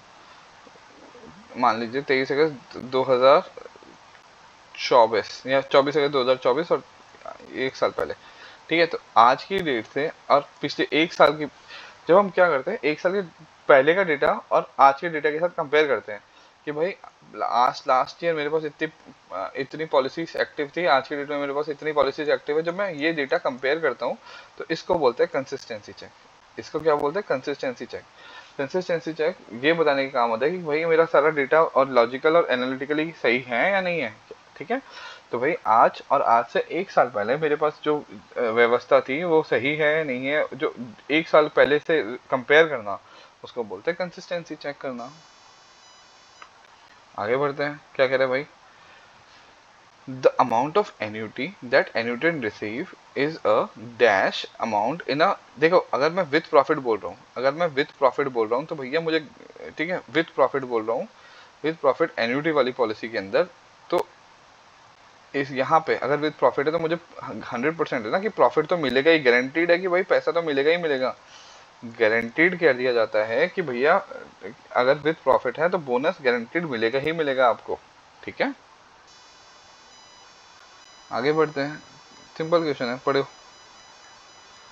क्या कह रहे हैं, बहुत सिंपल सा न्यूमेरिकल है कि भाई क्या हुआ, एक फॉर्मूला याद रखना, एक्सपेक्टेड डेथ स्ट्रेन होता है सम एश्योर में से जो आपने पैसा रिजर्व रखा into mortality factor Q F x, ठीक है। तो सम एश्योर दे रखा है 40 लाख, रिजर्व दे रखा है, 10,80,000, तो बचा कितना पैसा, 29,20,000। अब इसको मोर्टेलिटी फैक्टर कितना दे रखा है, 0.00035, इससे मल्टीप्लाई कर दो। तो फॉर्मूला याद रखना, यूजुअल में क्या होता है, यूजुअल में ये रहता है, अब अगर सिंस रिजर्व दे रखा है, डेथ स्ट्रेन निकालना है तो माइनस रिजर्व कर दो और क्यू एफ एक्स कर दो, ठीक है। बहुत सिंपल सा फॉर्मूला है, वैल्यू पुट करिए खाली मैंने। आगे बढ़ते हैं, क्या कह रहे हैं भाई, देखो ऐसी, देखो in dash annuity the insurance company credits you with return. अब देखो क्या होता है ना, जैसे एन्यूटी में भी ये स्पेशल केस है, ठीक है, कि इंडेक्स एन्यूटी क्या होती है, इंडेक्स एन्यूटी क्या होती है, ऐसी पॉलिसीज जिसमें आपका पैसा ना, इसमें आपका पैसा स्टॉक मार्केट या कोई इंडेक्स, या इंडेक्स में क्या, इंडेक्स का मतलब क्या होता है, निफ्टी हो गया या सेंसेक्स हो गया, अलग अलग इंडेक्स जो रहते हैं इनके ऊपर अगर डिपेंड करता है, ठीक है। तो अगर आपका पैसा इंडेक्स चेंजेस के साथ, ये मतलब मार्केट ऊपर जा रहा है तो ऊपर हो गया, नीचे जा रहा है तो नीचे हो गया, इस तरह का से व्यवस्था चेंज होती है, तो उस तरह की पॉलिसी को बोल देते हैं इंडेक्स एन्युटी पॉलिसी। आप तो इंडेक्स से इंडेक्स को मिला दो, अगर इंडेक्स के ऊपर डिपेंड कर रहा है तो वो इंडेक्स पॉलिसी रहेगी, ठीक है। यहाँ तो कोई दिक्कत नहीं आनी चाहिए। आगे बढ़ते हैं, शुरू करते हैं आगे का, एक सेकेंड ना। हाँ ठीक है, ठीक है, क्या कह रहा है क्वेश्चन, बढ़िया, एक सेकेंड। हाँ ठीक है, पीपल आर इनक्लाइंड, लोग अपनी पॉलिसी सरेंडर कब करते हैं, लोग अपनी पॉलिसी सरेंडर तब करते हैं जब भाई उनके पास पैसों की कमी हो, स्कार्सिटी ऑफ मनी, और इंटरेस्ट रेट, मार्केट में इंटरेस्ट रेट बढ़ गया है कि भैया अभी मैंने पैसे दे रखे हैं पर अब मार्केट में 10% की जगह 12% की रेट पे मेरे को पैसा मिल रहा है, तो फिर भाई वो अपना पैसा निकाल लेंगे, सरेंडर कर देंगे। आगे बढ़ते हैं, ऐसा कौन सा रिस्क है जो पॉलिसी होल्डर लेता है, देखो यूलिप के अंदर आपको पता है, यूलिप के अंदर इन्वेस्टमेंट करना होता है, इन्वेस्टमेंट प्लस आपको बताया था इंश्योरेंस, दोनों का मिक्सचर होता है। तो आप इन्वेस्टमेंट अपने जो कस्टमर होता है वो अपने हिसाब से करते हैं, तो इन्वेस्टमेंट का रिस्क कस्टमर को झेलना पड़ता है। आगे बढ़ते हैं, देखो पहले के ज़माने में क्या होता था, पहले के ज़माने में मतलब मैनुअल काम हुआ जाता था, फिर उसके बाद कंप्यूटर स्टार्ट हुए, कंप्यूटर से अपन ने पढ़ा था ये कि कंप्यूटर जब आए थे तो पंच कार्ड, अगर आपने एक चैप्टर पढ़ा तो पंच कार्ड यूज़ कर क्या करते थे अपन, ठीक है। अब देखो the computer programs relating to valuation process, इनमें से क्या काम करते हैं? तो वो करते हैं एग्रीगेशन, सब एग्रीगेशन इकट्ठा कर देते हैं। क्या कि एक जैसी पॉलिसीज है कि हाँ भाई इन ये एक जैसी पॉलिसीज है, इंडोमेंट इंडोमेंट इंडोमेंट इंडोमेंट सबको एक जगह इकट्ठा करके उनका टोटल समश्योर, इन सबका टोटल समश्योर क्या आ रहा है, कैसे आ रहा है, इस तरह की व्यवस्था करना, ये काम करते थे कंप्यूटर प्रोग्राम वैल्यूएशन प्रोसेस के अंदर। ठीक है, इन अ कॉन्ट्रैक्ट ऑफ कितने का डैश रिस्क, देखो डेथ अगर मेरी कवर हो रही है, डेथ बेनिफिट के लिए जो टर्म मैं यूज करता हूँ वो होता है अश्योरेंस। अश्योरेंस क्या? अश्योरेंस। डेथ रिस्क कवर हो रही है तो वो कॉन्ट्रैक्ट ऑफ अश्योरेंस के अंदर होती है। डेथ रिस्क कवर किस में होती है? डेथ रिस्क कवर होती है क्या बोलते हैं, अश्योरेंस, कॉन्ट्रैक्ट ऑफ अश्योरेंस के अंदर। ठीक है, आगे बढ़ते हैं, क्या कह रहा है भाई, पढ़ो। In case there is crucially lower volume of sales, भाई मेरी सेल्स कम हुई, सेल्स कम हुई तो इससे क्या हो सकता है कि देखो, सेल्स कम हुई तो इससे क्या क्या वो हो सकता है। तो सबसे इम्पोर्टेंट कि भैया not able to recoup the fix acquisition. Fix acquisition मतलब भाई जो मेरे स्टार्टिंग में एक्सपेंसेस होते हैं ना, खर्चे, वो फिक्स एक्सपेंसेस कौन से हो सकते हैं? कमीशन, पॉलिसी बॉन्ड का पैसा, ट्रेनिंग का पैसा, ये सब जो होता है फिक्स एक्विजिशन कॉस्ट जो अभी अभी हुई है। तो अगर मेरा शुरू की वॉल्यूम कम रहती है तो उसकी वजह से मैं पैसा नहीं दे पाता, not able to recoup the fix acquisition. Acquisition मतलब जो मेरा खर्चा हुआ है कि भैया इतना पैसा कमीशन देना ही देना है, मेरे स्टाफ को पैसा देना ही देना है, तो वो जो पैसा है वो भी नहीं निकाल पाता अगर मेरी इनिशियल से कम होती है तो। ठीक है, आगे बढ़ते हैं। एन्युटी के रिस्पेक्ट में इनमें से कौन सा ऑप्शन सही है? देखो, एन्युटी मान लो एक ऐसी पॉलिसी है 60 साल तक के बाद अपन ने पैसा दिया, अब या तो मुझे लमसम मतलब लमसम या फिर पेंशन काइंड ऑफ मिल जाए। एन्युटी बेसिकली पेंशन प्लान होते हैं, है ना। अब देखो क्या कह रहा है, annuity payable for definite period 5, 10, 15 साल। ठीक है, कि हाँ भाई 60 साल का है फिर भी मुझे, मैंने ऐसे बोल दिया कि हाँ भाई 65 साल तक पैसा मिले ही मिले, या 70 साल तक पैसा मिले ही मिले मुझे, मैंने जो पैसा दिया है, हाँ भाई ये पॉलिसी हो सकती है। Annuity payable till the end, जब तक मैं जिंदा हूँ। ROP, return of purchase price, कि अगर मैं मर गया तो मेरे जो एन्यूटेंट है उसको, मतलब मान लो मैंने 50 लाख रुपए दे रखे हैं, है ना, और मैंने 60 साल के बाद 61 साल में ही मर गया, तो जितना पैसा मैंने दिया है वो पैसा मेरे जो एन्यूटेंट है उसको मिल जाए। जॉइंट लाइफ कि हाँ भाई हस्बैंड और वाइफ दोनों ने कराई है, अगर हस्बैंड मर गया तब भी वाइफ को मिलती रहेगी जब तक ये जिंदा है। ठीक है, annuity payable till annuitant is alive, कि हाँ भाई होल लाइफ की, मतलब इस हिसाब से भी करा सकते हैं कि हाँ भाई जब तक जिंदा है तब तक करा सकते हैं। तो अब इनमें से कौन सा नहीं होता? तो सारे ही होते हैं, तो नन ऑफ द अबव, सारे ही हो सकते हैं, तो none of the above answer हो गया। वो पूछा था कि इनमें से, क्वेश्चन क्या था, इनमें से कौन सा कंसीडर नहीं किया जाता? सारे किया जाते हैं। ठीक है, आगे बढ़ते हैं।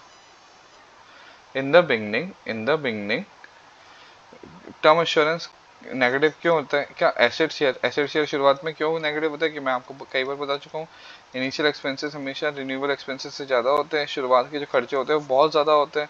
तो भाई लिख दो, तो in the first year expenses are very high, in the first year expenses are very high, ज़्यादा रहते हैं। ठीक है, कौन से एक्सपेंसेस होते हैं फर्स्ट ईयर में? जो वो होते हैं इनिशियल एक्सपेंसेस, वो काफ़ी ज़्यादा रहते हैं। अब ये यार आपको पढ़ा चुका हूँ मैं, C0, अगर आपने वीडियो देखे होंगे तो ये आपको मक्खन लगेगा कि पर्स, C0 की वैल्यू अपने लगा दी PERS, नॉट नॉट लगाना चाहो लगा दो, कोई इशू नहीं है। तो भैया रिजर्व मेंटेन कितना रखना पड़ता है, उसकी वैल्यू होती है PERS, प्रीमियम एक्सपेंसेस रिजर्व, और ये S क्या है ये आप बताएंगे मुझे कमेंट सेक्शन में। ठीक है, तो PERS C0 is to P minus E minus R minus S। ठीक है, ये वीडियो में पढ़ा चुका हूँ मैं आपको, अगर थोड़ा सा देखोगे अच्छे से तो आपको समझ में आ जाएगा। आगे बढ़ते हैं। इनमें से क्या गलत है, करेक्ट नहीं है? रेफरेंस ऑफ वैल्यूएशन के रिस्पेक्ट में क्या चीज़ गलत है? वैल्यू, तो ऑप्शन दे रखा है कि वैल्यूएशन प्रोसेस सिर्फ लाइबिलिटीज को देखा जाता है, नहीं, वैल्यूएशन प्रोसेस में एसेट भी तो देखा जाता है, एसेट और लाइबिलिटी दोनों को चेक किया जाता है, तो ये ऑप्शन गलत हो गया।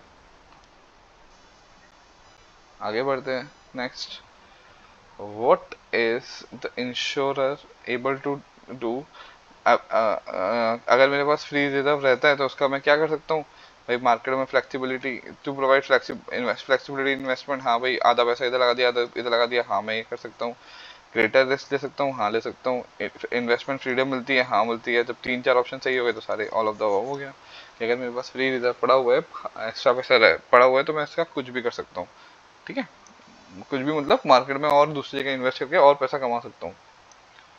आगे बढ़ते हैं। सरेंडर वैल्यू के बारे में क्या चीज़ सही है, मैं आपको हर बार बता चुका हूँ, एसेट शेयर हमेशा सरेंडर वैल्यू से ज़्यादा होगा।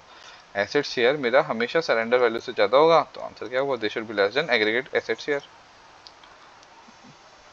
आगे बढ़ते हैं। पार्टिसिपेटिंग इंडोमेंट पॉलिसीज के रिस्पेक्ट में, इंडोमेंट एश्योरेंस के रिस्पेक्ट में, पार्टिसिपेटिंग मतलब लास्ट में सम एश्योर के साथ आपको बोनस भी मिलेगा। ठीक है, तो ये भाई कहाँ काम आती है, कहाँ काम आती है, देखो भाई रीपेमेंट ऑफ लोन वगैरह रिपे करने के लिए, या रिटायरमेंट की पैसा इकट्ठा करने के लिए, या बच्चों की पढ़ाई के लिए। बेसिकली सेविंग प्लान है, सेविंग प्लान है। ठीक है, लोन वगैरह कैसे कि भैया मैंने बोला कि मैंने 10 साल की ये ले ली इंडोमेंट इंश्योरेंस, 10 साल के बाद अगर मैं कहीं मर गया बीच में तब भी पैसा मिलेगा, और मैं जी गया तब भी लास्ट में पैसा मिलेगा। ठीक है, तो पैसा दे ही रहा हूँ, पैसा मिल रहा है, पैसा मिल रहा है, तो मैं उस पैसे से, इकट्ठा पैसे से लोन चुका सकता हूँ। ठीक है, यहाँ तक कोई दिक्कत नहीं आनी चाहिए। आगे बढ़ते हैं। रेगुलेटरी ने क्या बोला, ईडाई ने बोला कि भैया कंपनियां अपने कम से कम सॉल्वेंसी तो रखे, दिवाला ना निकल जाए, मिनिमम भैया मेंटेन करे सॉल्वेंसी। सॉल्वेंसी मतलब इतना पैसा कि भैया कल को क्लेम आ गया तो वो पैसा तो दे सके। मान लो आपके पास 500 करोड़ का क्लेम आ गया, आपके पास 350 करोड़ भी पड़े हैं, तो ईडाई रेगुलेटर बोलेगा नहीं भाई, आपको मिनिमम कि भैया आप अपना पहले से ही वैल्यूएशन निकाल के रखो, बता के रख के रखो कि कितना खर्चा आएगा, और जो खर्चा आएगा, जो लाइबिलिटी आएगी, उसके रिस्पेक्ट में आपको पैसे पहले से ही पैसा अपना सॉल्वेंसी मेंटेन करके रखनी है कि भैया इतना तो रखना ही है, कहीं दिवाला ना निकल जाए मेरी कंपनी का। ठीक है, तो मेंटेन करके रखनी है सॉल्वेंसी।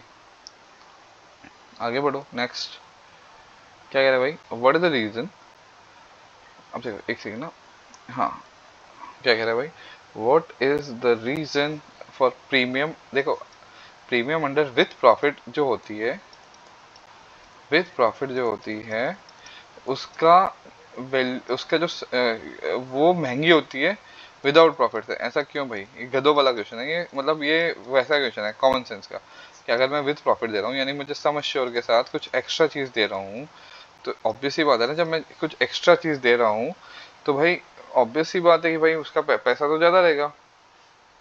आया समझ में क्या कहना चाह रहा हूँ, तो देखो विथ प्रॉफिट के अंदर benefit are expected is greater than initial amount guaranteed, कि हाँ भाई आपको जो इनिशियल अमाउंट गारंटी किया गया उससे ज़्यादा पैसा मिल रहा है, ऑब्वियस ही बात है ज़्यादा पैसा मिल रहा है ना। तो यही क्वेश्चन यही था कि विद प्रॉफिट में भैया सम जो प्रीमियम होता है वो ज़्यादा क्यों होता है विदाउट प्रॉफिट से, क्यों, क्योंकि इसके अंदर हमें बोनस एक्स्ट्रा मिल रहा है, बोनस एक्स्ट्रा मिल रहा है, तो भैया बोनस मिल रहा है तो भाई ऑब्वियस सी बात है कि भाई वो महंगा होगा। आगे बढ़ते हैं। इंश्योरर कब रिस्क को डिक्लाइन करते हैं, कि भैया जब वो एक रिस्क को, जब रिस्क बहुत बड़े होते हैं और वो ट्रांसफर नहीं कर पाते, जब रिस्क बहुत बड़े होते हैं और वो ट्रांसफर नहीं कर पाते, उस केस में इंश्योरेंस यानी इंश्योरेंस कंपनी रिस्क को डिक्लाइन कर देती है। आगे बढ़ो, क्या कह रहा है, which are the following is an exception to the basis of preparation of schedules to decide valuation liability, valuation liability निकालते टाइम इनमें से क्या चीज नहीं अपन देखते, देखो सम एश्योर देखते हैं, ऑब्वियस सी बात है, वैल्यूएशन निकालते टाइम सम एश्योर, वैल्यूएशन लायबिलिटी निकालते टाइम मतलब कि आज की डेट में मगर मुझे फ्यूचर में कितना पैसा देना है, कितना पैसा देना है, क्या मेरे पे खर्चा है, क्लेम कितने का आएगा, तो मेरे को ये देखना पड़ेगा ना कि सम एश्योर कितना कितना इकट्ठा हो रहा है, क्लेम सम एश्योर के बेसिस पे तो दूंगा। ठीक है भाई, एनुअल प्रीमियम कितना प्रीमियम आ रहा है मेरे पास, हाँ लाइबिलिटी की निकाल वैल्यूएशन निकालना है, वैल्यूएशन निकालने के लिए भाई मुझे ये तो देखना पड़ेगा मेरे पास पैसा कितना आ रहा है, हाँ भाई ये देखना पड़ेगा, आउटस्टैंडिंग अमाउंट अभी कितना पैसा इकट्ठा हो गया है ये भी देखना पड़ेगा, वेस्टेड बोनस की भैया मेरा कितना बोनस इकट्ठा हो गया है, मतलब बीच में अगर कोई पॉलिसी छोड़ के जाती है तो उस टाइम उनको जो बोनस जैसे 5 साल 10 साल, ये इतने साल की थी 5 साल की, फिर 2 साल में छोड़ के चला गया, विद प्रॉफिट पॉलिसी थी, तो जो 2 साल तक का पैसा, मुझे 2 साल के रिस्पेक्ट में मुझे पैसा देना है, 5 साल की पॉलिसी थी, कोई 2 साल में छोड़ के चला गया तो सरेंडर वैल्यू तो दूंगा ही, प्लस मुझे कुछ पैसा बोनस देना पड़ेगा, उसको बोलते हैं वेस्टेड बोनस, तो वेस्टेड बोनस भी देखना पड़ेगा, और ये भी देखना पड़ता है, ये भी देखना पड़ता है, ये भी देखना पड़ता है, उम्र नहीं देखते भाई वैल्यूएशन निकालते टाइम। ठीक है, ये जो उम्र वाला फैक्टर है मोर्टेलिटी के अंदर ऑलरेडी कवर हो जाता है, मोर्टेलिटी टेबल वगैरह जो अपन जिससे अपन ये एक्चुअल यूज करते हैं ना उसमें कवर हो जाता है ये वाला फैक्टर। देखो हाई फ्रीक्वेंसी है, हाई फ्रीक्वेंसी मतलब, फ्रीक्वेंसी का मतलब यहाँ पे होता है मोड, कि भाई मगर मैं मंथली पैसा दे रहा हूँ, मंथली पैसे का है तो भैया लैप्सेशन या विड्रॉ होने के चांसेस बहुत हाई रहते हैं, लैप्सेशन या विड्रॉ होने के रिस्क बहुत हाई रहते हैं। ऐसा क्यों होता है भाई? भाई मैं भूल गया, भूल गया तो लैप्स हो गया, कि हर महीने दे रहा था भूल गया, एक अगर ईयरली होता तो एक बार दे दिया, फिर एक साल अगले साल देखेंगे। दूसरा विड्रॉ, बार बार पैसा देना थोड़ा सा अपन को एज एन इंडिविजुअल जोर आता है कि यार मैंने टर्म ले रखा है, जिंदा तो हुई मैं यार, क्यों बार पैसे दे रहा हूँ इस तरह से। ठीक है, आगे बढ़ते हैं भाई। परेश था भाई, परेश ने 3 साल पहले इंडोमेंट इंश्योरेंस लिया था 20 साल के लिए। ठीक है, आइडेंटिफाई द कॉज, जिसकी वजह से इंश्योरेंस कंपनी जो है, इंश्योरेंस कंपनी है, इन्वेस्टिगेशन कर दी है अर्ली डेथ के अंदर। क्या हुआ देखो भैया, एक बंदा था उसने इंश्योरेंस इंश्योरेंस ले रखा था 20 साल का। ठीक है, 20 साल का, ठीक है, और वो उससे 3 साल पहले ही मर गया। ठीक है, died 3 year before, 3 year before, endowment assurance है ये। ठीक है, यहाँ पे वो मर गया। अब देखो क्या रीजन हो सकता है इनमें से, कि देखो एक रीजन है, एक पॉलिसी रिवाइव की गई है just before is that lapse हो चुकी थी, मान लीजिए लैप्स हो चुकी थी ये पॉलिसी, और उससे थोड़े से टाइम पहले अगर मैं रिवाइव कर रहा हूँ, तो इंश्योरेंस कंपनी सोची कि यार मतलब यार ऑब्वियस ही बात है ना, कॉमन सेंस की चीज़ है कि हाँ 3 महीने पहले रिवाइव की गई है और 3 महीने बाद वो मर गया, मतलब कुछ ना कुछ घोल है। ठीक है, तो इसलिए इंश्योरेंस कंपनी इन्वेस्टिगेट करती है। आगे बढ़ते हैं। इन डैश री इंश्योरेंस रिक्वायर की जरूरत नहीं होती, अगर अपन ने डिक्लाइन ही कर दिया, अगर अपन ने डिक्लाइन ही कर दिया तो री इंश्योरेंस की जरूरत नहीं होती। ट्रांसफर ऑफ रिस्क में चाहिए, हाँ भाई रिस्क ट्रांसफर कर रहे हैं। रिड्यूसिंग रिस्क में, हाँ भाई मेरे पे 100 करोड़ का खर्चा आया था, रिस्क आया था, उसको रिड्यूस कर दिया। रिस्क को शेयर करने में भी जरूरत पड़ती है, लिमिट करने में भी जरूरत पड़ती है। डिक्लाइन अगर मैंने कर दिया रिस्क को, अगर मैंने डिक्लाइन कर दिया तो मुझे री इंश्योरेंस की जरूरत नहीं पड़ती। आगे बढ़ते हैं, क्या कह रहे हैं? Identify the correct statement with respect to term insurance के रिस्पेक्ट में क्या चीज़ सही है। देखो the value of future premium decreases to zero, मान लो 10 साल का था, है ना, तो यहाँ पे जो 10वें साल में पैसा देना है वो लगभग लगभग, अब जब पॉलिसी खत्म हो गई तो रीचेस जैसे एंड होता है टर्म, तो भैया जो फ्यूचर प्रीमियम है वो जीरो बन जाता है। हाँ भाई, ऑब्वियस सी बात है। The value of policy first increases, ठीक है, हाँ भाई शुरू में पॉलिसी की वैल्यू ज़्यादा थी और धीरे धीरे धीरे धीरे धीरे कम हो जाती है। स्टार्टिंग में ज़्यादा थी क्योंकि मुझे प्रीमियम, स्टार्टिंग में थोड़ी वैल्यू ज़्यादा होती है क्योंकि प्रीमियम पे करना होता है, फिर मैच्योरिटी पे जीरो हो जाती है क्योंकि यहाँ पे कोई मैच्योरिटी बेनिफिट है नहीं है इसलिए। ठीक है, तो दोनों ही ठीक, यहाँ तक समझ में आ जाना चाहिए। आगे बढ़ते हैं। आइडेंटिफाई द स्टेटमेंट जो कि सरेंडर वैल्यू के रिस्पेक्ट में सही है। सरेंडर यूनिटाइज्ड, यूनिटाइज्ड विथ प्रॉफिट के रिस्पेक्ट में क्या सही है, कि ये जो कैलकुलेट किया जाता है, these are surrender values generally calculated by deducting surrender penalty को रिड्यूस हटा के करंट बेनिफिट में से क्या करते हैं अपन, अपन क्या करते हैं कि भैया अभी मुझे जो बेनिफिट मिल रहा है उसमें से अगर मैं सरेंडर करता हूँ तो सरेंडर की जो पेनल्टी है उसको हटा दिया जाता है। इस तरह से अपन कैलकुलेट करते हैं। ठीक है, ये वैसे तो बेसिकली याद ही रखना है, पर ठीक है, आपको यहाँ तक समझ में आ गया होगा। ठीक है, आगे बढ़ते हैं, अगला क्वेश्चन देखते हैं, शुरू करते हैं। अगला, insurance provide securities, insurance provide करती है सिक्योरिटी किस किस चीज़ के रिस्पेक्ट में? रिस्क के रिस्पेक्ट में, लॉसेस के रिस्पेक्ट में, कि अगर कोई रिस्क है तो उसको कवर करती है, लॉस होंगे तो उसको कवर करती है। इंडेमनिटी तो प्रिंसिपल होता है, तो आंसर क्या हुआ, बोथ बी एंड सी। आगे बढ़े, आगे बढ़ते हैं। Under dash reinsurance contract the reinsurer will be expose to investment claim persistency risk. देखो क्या होता है, मान लीजिए ये कोई एबीसी है, एबीसी ने एक्स वाई जी से री इंश्योरेंस कराया है, एबीसी ने एक्स वाई जी से री इंश्योरेंस करवाया है। मान लो इसके पास 100 पॉलिसीज थी, है ना, इसने 100 की 100 एज इट इज इसको पास कर दी कि हाँ भाई 100 की 100 पॉलिसीज तुम ले लो, है ना, सेम टर्म्स और सेम कंडीशन, सब कुछ सेम है। ठीक है, अब देखो अगर सब कुछ सेम है ना, सब कुछ सेम है, जो कंडीशन यहाँ पे रखी है एक पॉलिसी 100 पॉलिसी होल्डर ने वो सब कुछ यहाँ पे पास कर दिया है, तो देखो एक चीज समझने की कोशिश करना, तो अब ये यहाँ जो रिस्क था, ऐसा नहीं हो कि वो रिस्क ट्रांसफर हुआ है, वो एज इट इज इसके पास आ गया है।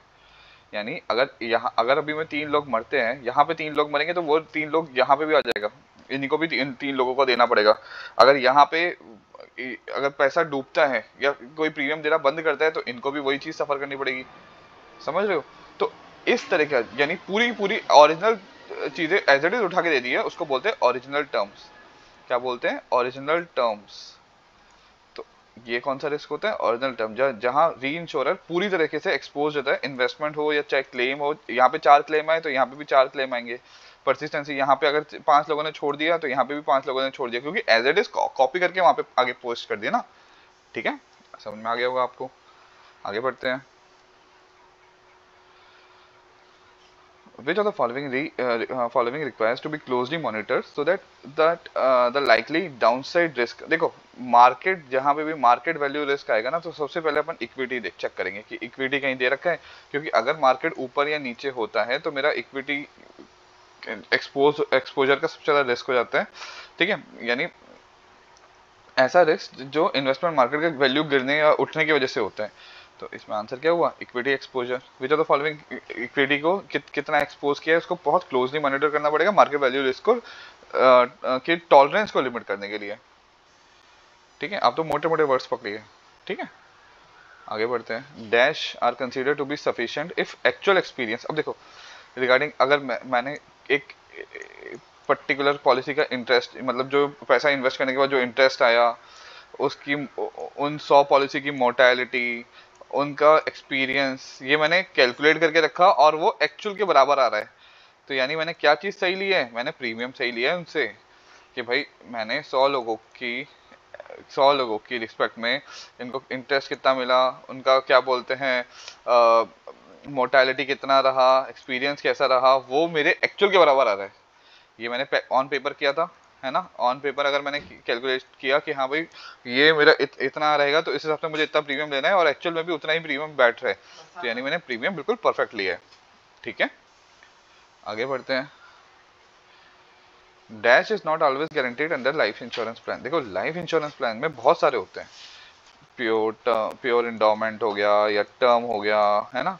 तो कई कई प्लान, जैसे अब टर्म है, यहाँ पे सिर्फ डेथ बेनिफिट दे रहा हूँ मैं, यहाँ पे सिर्फ सर्वाइवल बेनिफिट दे रहा हूँ, तो जरूरी नहीं है कि benefit to be paid on survival. जरूरी, देखो ये चीज सर्वाइव, जैसे अगर मैं टर्म इंश्योरेंस की प्लान बात करता हूँ कि तो यहाँ पे अगर कंप्लीट हो गया मेरा टेन्योर, कि मैं इस टेन्योर में मरा नहीं, यहाँ पे क्या मुझे पैसा मिलेगा? सर्वाइवल पे नहीं मिलेगा। तो सारे क्योंकि लाइफ इंश्योरेंस प्लान बहुत सारी चीजें बनती है, टर्म से भी बनता है, प्योर इंडोमेंट से भी बनता है, और यूलिप वगैरह सबसे बनता है। तो टर्म के रिस्पेक्ट में क्या चीज बोल सकता हूँ कि हाँ भाई, सिंस लाइफ इंश्योरेंस टर्म भी एक तरह का लाइफ इंश्योरेंस प्लान है, तो मैं ये कह सकता हूँ कि हाँ भाई, ये कंपलसरी नहीं है कि सर्वाइवल पे पैसा मिलेगा ही मिलेगा। ठीक है, क्योंकि वो दैट बेनिफिट मिलता है वहां पे अपन को। यूनिट रिजर्व क्या होता है भाई? यूनिट रिजर्व ये होता है कि भाई मेरे पास अडानी का शेयर है ना, 50 शेयर है, और एक की प्राइस है 50 रुपये मान लो। तो ये जो प्राइस होती है पर यूनिट, इसको एनएवी बोलते हैं, नेट एसेट वैल्यू। ये नंबर ऑफ यूनिट होते हैं, इन दोनों को मल्टीप्लाई करके वैल्यू निकाल देते हैं। इसकी ये जो वैल्यू आती है उसी को यूनिट रिजर्व बोल देते हैं। ठीक है, तो यूनिट रिजर्व क्या हो गया? Number of units multiply by unit price. इस यूनिट प्राइस को एनएवी भी बोल देते हैं। ठीक है, इसको क्या बोलते हैं? Unit reserve. यहाँ तक कोई दिक्कत नहीं आनी चाहिए। अच्छा, ये चीज़ अगर आपने मेरा वीडियोस देखे होंगे तो आपको अच्छे से पता होगा, जब इनिशियली जब कंप्यूटर्स आए थे तो अपन क्या किया करते थे? अपन पंच कार्ड यूज करते थे। क्या यूज करते थे? पंच कार्ड यूज किया करते थे। पंच कार्ड में कैसे यूज करते थे कि जो मान लो जो टर्म के है वो सबको इकट्ठा एक जगह अलाइन कर दिया, फिर बैच प्रोसेसिंग स्टार्ट करी, फिर उसको इकट्ठा एक पूरे बैच में प्रोसेस किया उस हिसाब से। तो इनिशियली अपन पंच कार्ड्स यूज किया करते थे। मॉक में हो सकता है गलत दिया हो, पर बुक के अंदर यही दिया हुआ है, पंच कार्ड। ध्यान रखिएगा इस चीज को। ठीक है, आगे बढ़ते हैं। नेक्स्ट, तो ये इंश्योर करने के लिए कि भाई पॉलिसी होल्डर को फेयर ट्रीटमेंट मिल रहा है और रीजनेबल एक्सपेक्टेशंस उनकी मैट की गई है। देखो, अपन पे आउट को ना उसी हिसाब से एसेट शेयर के रिस्पेक्ट में बढ़ाते हैं। अगर ये हल्का बढ़ा रहे हैं तो ये भी हल्का बढ़ाएंगे। तो pay out are being increasingly used, ज्यादा से ज्यादा यूज किया जाता है इंश्योरर के द्वारा। पे आउट ज्यादा से ज्यादा यूज किया जाता है, इंक्रीजिंगली यूज किया जाता है। पे आउट अगर बढ़ाएंगे तो उसी हिसाब से एसेट शेयर बढ़ाएंगे। यानी अपन ये चाहते हैं कि पे आउट और एसेट शेयर लगभग लगभग बराबर ही रहे। ये अपना वो रहती है रिक्वायरमेंट। ठीक है, तो pay out are being increasingly use, ज्यादा से ज्यादा यूज किया जाता है इंश्योरर के द्वारा, कि उसी प्रोपोर्शन में एसेट शेयर की वैल्यू के रिस्पेक्ट में अपन पे आउट को बढ़ाया जाए। आगे समझ में? आगे बढ़ते हैं। ये हो गया, ये हो गया। एक सेकेंड ना। हाँ, क्या कह रहे हैं भाई, पढ़ो। देखो आप एक चीज इस कुछ क्वेश्चंस ऐसे भी होते हैं जो पूरा पढ़ने की जरूरत नहीं होती। देखो the moment in dash blah blah blah cash flow हो रहा है डिफरेंट अलग अलग करेंसीज के रिस्पेक्ट में, तो यहाँ पे एक्सचेंज रेट की अलग अलग करेंसीज की डॉलर में रुपीज में कैश फ्लो हो रहा है, तो क्या होता है, कहाँ क्या बोलते हैं इसको, एक्सचेंज रेट्स के रिस्पेक्ट में होता है। ये क्या होता है, एक्सचेंज रेट के रिस्पेक्ट में होता है। आगे बढ़ते हैं। Why are the premium basis, जो प्रीमियम बेसिस होता है नॉट रिफ्लेक्टेड बाय वैल्यूएशन। देखो प्रीमियम बेसिस किस बेसिस पे प्रीमियम निकालता हूँ मैं भाई, मोर्टेलिटी, मेरे खर्चे, है ना, और क्या हो सकता है मेरा, मुझे क्या इंटरेस्ट रेट मिलेगा, ठीक है, मुझे क्या इंटरेस्ट रेट मिलेगा, इसके बेसिस पे मैं प्रीमियम निकालता हूँ यूजुअली, ठीक है। वैल्यूएशन निकालते हैं भाई मेरे पे, वैल्यूएशन फ्यूचर के हिसाब से दिखाते हैं कि भाई फ्यूचर में मेरे पे क्या खर्चा आ सकता है, मेरे पास कितना पैसा है, कितना क्लेम देना पड़ेगा, कितना पैसा आएगा, कितना पैसा जाएगा, उसके बेसिस पे। तो वैल्यूएशन यूजुअली अपन फ्यूचर को देख के बनाते हैं ना, फ्यूचर ट्रेंड को देख के। तो वैल्यूएशन को अंदर अपन को फ्यूचर ट्रेंड को कंसिडर करना पड़ता है, इसलिए अपन प्रीमियम बेसिस पे वैल्यूएशन नहीं निकाल सकते। प्रीमियम बेसिस में तो मेरे पास क्या पैसा आ रहा है, ठीक है, वैल्यूएशन पे क्या आएगा क्या जाएगा, फ्यूचर को देखेंगे कि कितना मेरे पास, कितना लाइबिलिटी बन रही है, कितने मेरे पास एसेट्स है, उसके बेसिस पे वैल्यूएशन करते हैं। यहाँ तक कोई दिक्कत नहीं आनी चाहिए। आगे बढ़े तो शुरू करते हैं। देखो एक कंडीशन देखना, ठीक है, क्या कह रहा है भाई, ये बंदा है, इसने इंश्योरेंस कंपनी को बोला कि भाई मैं आपको पैसा दे रहा हूँ, मुझे ना 5 से या 10 साल बाद आप 8% के रिटर्न पे पैसा दे दीजिएगा वापस, ठीक है, सेविंग प्लान ले रहा हूँ, मुझे इतने इतने परसेंट की रिटर्न मिल जानी चाहिए, ठीक है। पर अब देखो इतना परसेंट मिलना चाहिए था, पर हुआ क्या, मार्केट डाउन हो गया। अब इंश्योरेंस कंपनी दे के पास जो रिटर्न आया इन्वेस्टमेंट, इसने ये जो इसने पैसा दिया, मान लो 10 लाख रुपए दिए, 10 लाख रुपए को मार्केट में लगाया और रिटर्न आया 5% ही। तो अब इंश्योरेंस कंपनी को खुद से पैसा देना पड़ेगा, तो इंश्योरेंस कंपनी को खुद से पैसा देना पड़ेगा, तो इंश्योरेंस कंपनी को क्या हो गया, एक लॉस हो गया। तो अब इसमें से कौन सा प्लान ऐसा है कि जिसके जिसके अंदर ये व्यवस्था बैठ सकती है। देखो यूलिप है, यूलिप के अंदर क्या होगा, यूलिप के अंदर इन्वेस्टमेंट वाला होता है, तो यूलिप में तो भैया जो कस्टमर खुद इन्वेस्ट करता है, खुद डिसाइड करता है, तो यूलिप तो ऐसा है नहीं जिसमें इसने वही गारंटी, इसने क्या बोलते हैं, वादा किया है इंश्योरेंस कंपनी ने कि हम पैसा देंगे, पर वो रिटर्न लो आया है, तो इसकी वजह से किसमें नुकसान ज्यादा होगा, ठीक है। विद प्रॉफिट, देखो विद प्रॉफिट में क्या होता है, विद प्रॉफिट में क्यों ये आंसर नहीं है विद प्रॉफिट, कि देखो अगर मैंने बोला कि भाई तुम्हें मैं 10,000, ये जो एक 10 लाख है ना, 10 लाख का 12 लाख प्लस बोनस दूंगा, है ना, प्लस जो प्रॉफिट का है वो बोनस दूंगा, तो मैं क्या कर सकता हूँ, अगर रिटर्न कम आया ना, तो मैं इस बोनस को के साथ खेल सकता हूँ कि कम या ज्यादा करके यहाँ पे व्यवस्था बैठा सकता हूँ कि रिटर्न मैं पूरा बराबर कर दूं इसको। मैंने बोला है ना इसको कि हाँ भाई मैं बोनस दूंगा, तो मैं बोनस को ऊपर नीचे करके कर सकता हूँ कि भाई बोनस, मैंने बोला है बोनस दूंगा, कम या ज्यादा वो मैं छेड़ सकता हूँ, गारंटीड बोनस नहीं बोला मैंने, ठीक है। विदाउट प्रॉफिट, देखो विदाउट प्रॉफिट में इसका मतलब क्या होता है कि भाई मैंने बोला है कि आपको 8% दूंगा, पर मैं नहीं दे पा रहा, तो इस कंडीशन में इंश्योरेंस को इन केस द इंश्योरेंस ने बेचा कौन सा, अगर विदाउट प्रॉफिट बेचा और एक्चुअल इन्वेस्टमेंट से कम हुआ, तो भैया मुझे पैसा देना पड़ेगा। मैंने जो कॉन्ट्रैक्ट पॉलिसी कॉन्ट्रैक्ट बनाया है 8% पे, अगर मैं नहीं दे पा रहा, 5% दे पाया, तो मेरे को खुद से अपने एसेट बेच बाच के कुछ भी कर करा के इधर उधर से दूसरे पॉलिसी से पैसा निकाल के इसको देना पड़ेगा, तो मुझे नुकसान किसमें होगा, विदाउट प्रॉफिट वाले में। उम्मीद करता हूँ आपको समझ में आया होगा कि क्यों आंसर है विदाउट प्रॉफिट, ठीक है। आगे बढ़ते हैं। देखिए क्या कह रहा है भाई, सुनना। देखो क्या होता है कि मान लो इसको समझने की कोशिश करना क्या है। देखो एक सेकंड, हाँ, देखो क्या हुआ, एक बंदा था, है ना, इस बंदे ने 2015 में एक पॉलिसी ली, 2015 में एक पॉलिसी ली जिसमें ये ईयरली 10,000 रुपये पैसा देता है और 1 लाख रुपए इसका सम एश्योर है, ठीक है। पर कुछ कारणवश 2017 के अंदर, भाई 2018 मान लो, 3 साल तक पैसे दिए, उसके बाद ये पैसा नहीं दे नहीं पाया, ठीक है, ईयरली 10,000 रुपये देना था। तो अब क्या हुआ, इसकी पॉलिसी 2 साल तक इसने पॉलिसी पैसे नहीं दिए, तो इसकी पॉलिसी हो गई लैप्स। अब जब पॉलिसी लैप्स हो गई है, ठीक है, और 2021 में ये वापस आया, 2021 में ये वापस आया। अब देखो जब जिस टाइम पे पॉलिसी लैप्स हो गई ना, वैसे तो यूजुअली जो इंश्योरेंस कंपनी होती है थोड़ा सा पैसा बचा के रखती है कि हाँ भाई इफ इन केस अगर ये आ जाए तो रिजर्व में। पर जो मेरा फंड वैल्यू होती है, अब अचानक से अगर ये रिवाइव करा देता है, अचानक से रिवाइव करा देता है, तो मेरे जो लाइफ फंड है, जो मेरा लाइफ फंड की वैल्यू है, उस पर जोर पड़ता है कि भैया मैंने इस टेन्योर में, तो मैंने माना था ना कि लैप्स हो गई है, खत्म हो चुकी है पॉलिसी, पर अचानक से अगर ये आ गई और इसका क्लेम भी आ गया, तो मेरे लाइफ फंड यानी बाकियों को जो पैसा देना है उस पैसों पे स्ट्रेन आएगा। तो अगर कोई पॉलिसी रिवाइव होती है, ठीक है, अगले वैल्यूएशन के अंदर, तो स्ट्रेन किस पे आता है, लाइफ फंड पे, कि दूसरों का जो पैसा इकट्ठा हुआ है उसमें से इसको पैसा देना पड़ेगा मुझे, ठीक है। आगे बढ़ते हैं।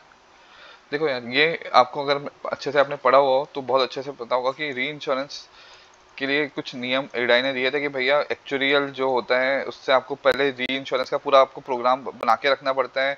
हर फाइनेंशियल ईयर के 45 दिन पहले आपको बनाना पड़ता है कि हाँ भाई, तो यहाँ पे 30 दिन पहले दिया हुआ है, 30 दिन पहले फाइनेंशियल ईयर के, जबकि 30 नहीं 45 दिन पहले बताना होता है। ठीक है, तो आंसर ये हो गया। ठीक है, आगे बढ़ते हैं। क्या कह रहे हैं भाई, देखो फुली पेड अप पॉलिसीज क्या होती है कि फुली पेड अप पॉलिसीज ये हो गई कि भैया मैंने 15 साल तक का पैसा दिया है, प्रीमियम पेइंग टर्म मेरी 15 साल है और मेरी पॉलिसी टर्म जो है, मेरी पॉलिसी टर्म है 30 साल मान लीजिए। तो भाई मैंने इस टेन्योर में पैसा दे दिया, पूरा प्रीमियम चुका दिया, और यहाँ ये मैं इस टाइम पीरियड में अगले जो 15 साल है ये मेरी पॉलिसी चल रही है, पर इस 15 साल में भी तो मेरे पे वो आ सकता है कि भैया हो सकता है कि मैं इस पर्टिकुलर पॉलिसी पर लोन लेना चाहता हूँ, मैं इंक्वायरी करना चाहता हूँ, मेरा क्या बोलते हैं पूरा सेटअप, ठीक है, टेक्नोलॉजिकल सेटअप वगैरह, उसके लिए भी मेरे को पैसा रखना लेना पड़ेगा ना। तो होता क्या है, प्रीमियम जब जो आपने इतने का दिया है उसके साथ थोड़ा सा एडिशनल अमाउंट में रखता हूँ, थोड़ा सा एडिशनल अमाउंट मैं ले लेता हूँ प्रीमियम के अंदर ही, ताकि ये जो टेन्योर है, जिस टेन्योर पे ये पॉलिसी से मुझे प्रीमियम नहीं मिल रहा उसका पैसा मैं दे, मतलब उस टेन्योर उसमें जो खर्चा होने वाला है उसका खर्चा मैं निकाल सकूँ। तो क्या करते हैं, एडिशन कर देते हैं सम एश्योर के साथ कांस्टेंट अमाउंट, ताकि उस टाइम पीरियड पे पैसा मैं दे सकूं। तो क्या होता है, फुली पेड अप पॉलिसीज के अंदर एक एडिशन थोड़ा सा अमाउंट ऐड कर लिया जाता है सम एश्योर के साथ, ताकि मैं उस टाइम पीरियड जिस टाइम पीरियड में मुझे प्रीमियम नहीं मिल रहा उसका पैसा मैं दे पाऊं। ठीक है, आगे बढ़ते हैं। नेक्स्ट एक सेकेंड ना, हाँ देखो, the amount of policy value या पॉलिसी रिजर्व शुड बी किसके बराबर होना, डिफरेंस बिटवीन किसके बराबर, इन दोनों के डिफरेंस के बराबर होना चाहिए एट गिवन टाइम। मतलब समझना, मान लो जैसे कोई सीमा है, सीमा ने 10 साल की लाइफ पॉलिसी ली जिसका सम एश्योर रखा 1 लाख रुपए, सम एश्योर रखा है 1 लाख रुपए। ठीक है, 10 साल का टेन्योर था मेरा, 10 साल का टेन्योर था, 5 साल हो चुके हैं, 5 साल हो चुके हैं। ठीक है, और 10,000 रुपये महीने देती थी, यानी 50,000 रुपये वो दे चुकी है, 50,000 रुपये वो दे चुकी है। अगले 5 साल के लिए भी उसको अब देना कितना बाकी है, 50,000 ये बाकी है, दिस इज लेफ्ट, ये बाकी है देना। ठीक है, अगले 5 साल के लिए। ठीक है, तो फ्यूचर में कितना पैसा आना बाकी है, फ्यूचर का प्रीमियम कितना आना बाकी है, 50,000 रुपये, कि 5 साल के हिसाब से 10,000 रुपये अगर वो देगी तो 50,000 रुपये। और अभी ठीक है, 5 साल के हिसाब से, और बेनिफिट कितना दूंगा 5 साल के बाद में, बेनिफिट है मेरा 1 लाख रुपए। तो ये जो पैसा, ये जो पॉलिसी रिजर्व की वैल्यू आती है वो किसके बराबर रहती है, बेनिफिट पेबल, कितना पैसा देना बाकी है, कितना पैसा देना बाकी है भाई मुझे 1 लाख रुपए, और अभी फ्यूचर का प्रीमियम कितना आना बाकी है 50,000 रुपए। तो ये किसके बराबर होता है कि एक पॉलिसी रिजर्व या पॉलिसी वैल्यू किसके बराबर होती है कि भैया कितना पैसा देना है, कितना देना है माइनस आना बाकी है। ठीक है, तो कितना पैसा देना है भाई मुझे बेनिफिट पेबल, यानी बेनिफिट पेबल मतलब सम एश्योर्ड कितना पैसा देना है में से फ्यूचर के कितना प्रीमियम आना बाकी है, वही मेरा क्या होता है, पॉलिसी रिजर्व हो जाता है। ठीक है, आगे होगा समझ में आपको, आगे बढ़ते हैं। देखो यार क्या होता है, ये वैसे तो सिंपल सी चीज़ है, एसेट लाइबिलिटी मैनेजमेंट के अंदर अगर मेरा एसेट या लाइबिलिटी का ऊपर नीचे हो जाता है कि एसेट ज़्यादा है लाइबिलिटी कम है, या लाइबिलिटी ज़्यादा है बहुत ज़्यादा हो गई एसेट कम हो गया, तो मेरा दिवाला निकल जाता है। तो ऐसे में सबसे ज़्यादा रिस्क किसका रहता है, फाइनेंशियल रिस्क रहता है। सबसे ज़्यादा रिस्क किस चीज़ का रहता है, फाइनेंशियल रिस्क रहता है। तो हमेशा एसेट और लाइबिलिटी का बैलेंस बना के चलना जरूरी हो जाता है। आगे बढ़ते हैं, विच आर द फॉलोइंग, पढ़िए क्या कह रहा है question, which are the following mention expenses are term as initial expenses. Initial expenses कौन सा होता है कि स्टाफ की तनख्वाह देना, मेडिकल फीस देना, प्रिंटिंग स्टेशनरी पॉलिसी बॉन्ड वगैरह छापना, ठीक है, एडवर्टीजमेंट करना, पैम्पलेट, तो ये सारे के सारे ही इनिशियल कॉस्ट होते हैं, इनिशियल एक्सपेंसेस होते हैं। और मैं आपको कई बार बता चुका हूँ, इनिशियल एक्सपेंसेस रिन्यूअल से ज़्यादा होता है। इनिशियल एक्सपेंसेस में आपको कमीशन भी ज़्यादा देना पड़ता है, रिन्यूअल में कमीशन भी कम देना होता है कंपैरेटिवली। आगे बढ़ते हैं, नेक्स्ट क्या कह रहे हैं, आइडेंटिफाई हाउ एन इंश्योरेंस में ऑफर अ रिन्यूएबल। देखो क्या होता है कि मान लीजिए मेरा टेन्योर है 10 साल का, ठीक है, टर्म इंश्योरेंस दे रखा है मैंने 10 साल के लिए, और मैं रिन्यू कराना चाहता हूँ, मैं रिन्यू कराना चाहता हूँ 5 साल के लिए। और अगर रिन्यूएबल टर्म इंश्योरेंस इसी को कहते हैं कि हाँ भाई यही चल रहा है, मैं 5 साल के लिए और बढ़ाना चाहता हूँ, रिन्यू कराना चाहता हूँ। अगर मैं रिन्यू कराता हूँ तो मुझे मेडिकल वगैरह कुछ नहीं करना पड़ता, ये फायदा रहता है। पर इसके लिए इंश्योरेंस कंपनी क्या करती है, एक एक्स्ट्रा प्रीमियम चार्ज करती है। इंश्योरेंस कंपनी अगर आप रिन्यू कराते हो तो एक्स्ट्रा प्रीमियम चार्ज करती है, एडिशनल एक्सपेक्टेड क्लेम, ठीक है, एक्स्ट्रा प्रीमियम चार्ज करती है। क्या करती है? एक्स्ट्रा प्रीमियम चार्ज करती है इंश्योरेंस कंपनी। बाकी लोअर प्रीमियम ये कोई ऑप्शन नहीं है, ठीक है, एक्स्ट्रा प्रीमियम चार्ज करती है, यहाँ तक कोई दिक्कत नहीं है।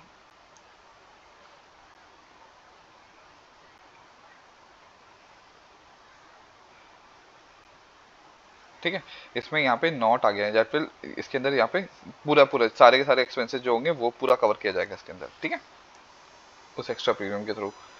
आगे बढ़ते हैं भाई। इकोनॉमिक रिस्क क्या होती है भाई? मार्केट डाउन हो गया, रिसेशन आ गया, इस तरह का रिस्क होता है, उसको बोलते हैं इकोनॉमिक रिस्क। इंश्योरेंस रिस्क भाई, मैंने सोचा था 5 लोग मरेंगे, 8 लोग मर गए। इंश्योरेंस का रिस्क मोर्टेलिटी वाला जो इस तरह से होता है, या फिर कह सकते हो कि मैंने सोचा था 5% की रेट ROI मिलेगा मुझे, पर मिला मेरे को 2.5% का ROI। तो ये इस तरह के रिस्क जो होता है वो इंश्योरेंस रिस्क हो जाता है। ऑपरेशन रिस्क कि भैया मेरा सिस्टम डाउन हो गया, सर्वर डाउन हो गया, मेरा जो मेरा क्या बोलते हैं जी वगैरह जो बैठा था उसने गलत डेटा एंट्री कर दी, उस तरह का रिस्क ऑपरेशनल रिस्क हो गया। एडमिनिस्ट्रेशन रिस्क वाला जो कहते हैं। तो भैया रिस्क को किस तरह, तीनों ही रिस्क मेरे लाइफ इंश्योरेंस में हो जाते हैं, ठीक है। आगे बढ़ते हैं। देखो क्या कह रहे हैं भाई, guaranteed when the life office guaranteed minimum surrender, देखो सरेंडर वैल्यू, ठीक है, इफ देयर इज इफ क्या बोलते हैं, if these guaranteed surrender value are, अब देखो ये जो सरेंडर वैल्यू है, अगर मेरी ये सरेंडर वैल्यू किससे ज्यादा हो जाती है, कि मेरे रिजर्व से ज्यादा हो जाती है। मतलब क्या कहना चाहता हूँ, मतलब ये कहना चाहता हूँ कि एक पॉलिसी है ना, एक पॉलिसी है, इसका पैसा इकट्ठा जो रिजर्व हुआ वो हुआ 50,000, पर जिस टाइम पे मैं सरेंडर कर रहा हूँ उस टाइम पे मैं सरेंडर कर रहा हूँ 55,000 रुपये देना पड़ रहा है मुझे। तो अगर मेरी सरेंडर वैल्यू की वैल्यू जो मेरी रिजर्व की वैल्यू से ज़्यादा होती है, तो भैया मेरे को क्या हो जाता है, मुझे लॉस हो जाता है, क्योंकि 5,000 रुपये एक्स्ट्रा वो मुझे देने पड़ेंगे, मेरे रिजर्व में इतना पैसा है नहीं है, ठीक है। तो अगर मेरी सरेंडर वैल्यू की वैल्यू रिजर्व से ज़्यादा हो जाती है, स्टैच्यूटरी रिजर्व से ज़्यादा हो जाती है, तो फिर मुझे क्या हो जाता है, लॉस हो जाता है। आगे बढ़ते हैं। इनमें से अब देखो, एसेट शेयर मैं आपको बता चुका हूँ। एसेट शेयर में दो चीज़ें होती है, या तो मेरे को कुछ मिलेगा या मेरी कंपनी से, इंश्योरेंस कंपनी से कुछ जाएगा। देखो, प्रॉफिट ट्रांसफर करना जाता है यानी ये नेगेटिव में आएगा। एक्सपेंसेस जो खर्चा होता है हमेशा नेगेटिव में जाता है, खर्चा नेगेटिव में जाता है, एक्सपेंसेस हो गया या फिर ये जो प्रॉफिट ट्रांसफर हो गया, ठीक है। टैक्स वगैरह जो सरकार को देना पड़ता है, जहाँ दे रहा हूँ ना वहाँ पे नुकसान है मेरा, या कमीशन वगैरह देना पड़ता है, ठीक है। फ्री स्टेट एलोकेशन ये क्या होता है कि भैया मेरे जो पॉलिसी का खर्चा वर्चा निकालने के बाद जो एक्स्ट्रा पैसा बच जाता है वो इकट्ठा करता जाता हूँ मैं, तो उसको बोलते हैं फ्री स्टेट एलोकेशन। ये भैया मेरा एक्स्ट्रा पैसा पड़ा हुआ है, तो ये मेरे पास पड़ा हुआ है ना, ये मेरा खुद का पैसा है, इंश्योरेंस कंपनी का पैसा है, जो कि मैं बाकी की क्लेम वगैरह को चुकाने के लिए यूज कर सकता हूँ, तो ये मेरा एक काइंड ऑफ अ रिजर्व है। तो ये ऐड होता है, बस ये ऐड होता है, बाकी सारे के सारे क्या बोलते हैं, रिड्यूस माइनस करते हैं, डिडक्ट किया जाता है। आगे बढ़ते हैं। क्या कह रहा है भाई, विच of the following is an exception benefit of strategic management of asset and liability. देखो, बेनिफिट होना चाहिए, बेनिफिट का एक्सेप्शन क्या है कि भैया पॉलिसी होल्डर की जो एक्सपेक्टेशन है उसको फुल पूरा ना कर पाना, तो ये तो एक्सेप्शन है ना, कि हाँ भाई एसेट एंड लायबिलिटी जो अपन एसेट लायबिलिटी मैनेजमेंट पढ़ेंगे अपन, ठीक है, तो उसके हिसाब से AS05 के अंदर पढ़ेंगे टॉपिक अभी अपन।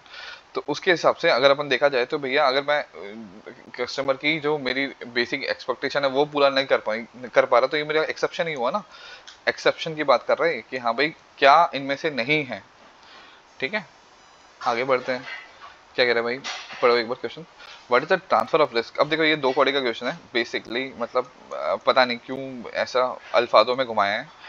देखो, ट्रांसफर करना यानी सीड करना, इसको सीडिंग बोलते हैं आइडियली तो, पर इस व्यवस्था को इन लोगों ने क्वेश्चन के हिसाब से बता रहा हूँ सेशन कहते रखा है। वैसे तो अगर मैं ट्रांसफर कर रहा हूँ तो सीडिंग बोलते हैं, सीड करना, ट्रांसफर करना। पर ये जो नाउन प्रोनाउन पे इन्होंने क्या खेला है ये बता देता हूँ, कि अगर जो मान लीजिए राजू है, राजू यानी XYZ इंश्योरेंस कंपनी जब ट्रांस रिस्क को सीड कर रही है, दे रही है इसको, तो उस व्यवस्था को सीडिंग बोलते हैं। और जब ट्रांस इस प्रोसेस को, मतलब वर्ब उसका ये जो सीड कर रही है, और अगर मैं नाउन वाइज जाऊं तो सेशन बोलते हैं इसको। मतलब है तो सीडिंग ही, बेसिकली क्या होता है ना भाई, इंश्योरेंस एक से दूसरे को देना, इसको सीड करना ही बोलते हैं। इसको अगर दे रही है तो उसको सीडिंग बोलेंगे, आइडियली सीडिंग है, पर ऑप्शन के हिसाब से बता रहा हूँ कि अगर वो इस प्रोसेस की बात कर रहा है, ट्रांसफर करना सीडिंग कहलाता है, पर उस पूरे प्रोसेस को अगर बोला जाए तो उसको सेशन बोल देते हैं, ठीक है। आगे बढ़ते हैं।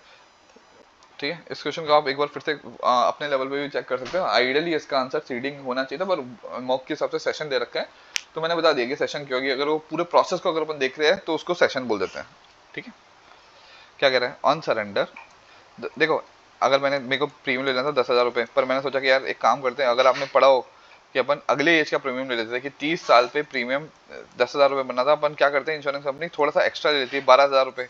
तो ये एक्सेस ऑफ प्रीमियम है। ठीक है, कि हम इंश्योरेंस कंपनी क्या करती है कि एक पर्टिकुलर कस्टमर है, उसकी 30 साल की एज पे, ये पूरा टॉपिक पढ़ा चुका हूँ आखिरी वाले चैप्टर के अंदर, देख लेना कि 30 साल की एज में अगर 10,000 बन रहा है तो वो अगले एज का जो बनता है वो रख लेती है ताकि रिजर्व में रहे मेरा पैसा।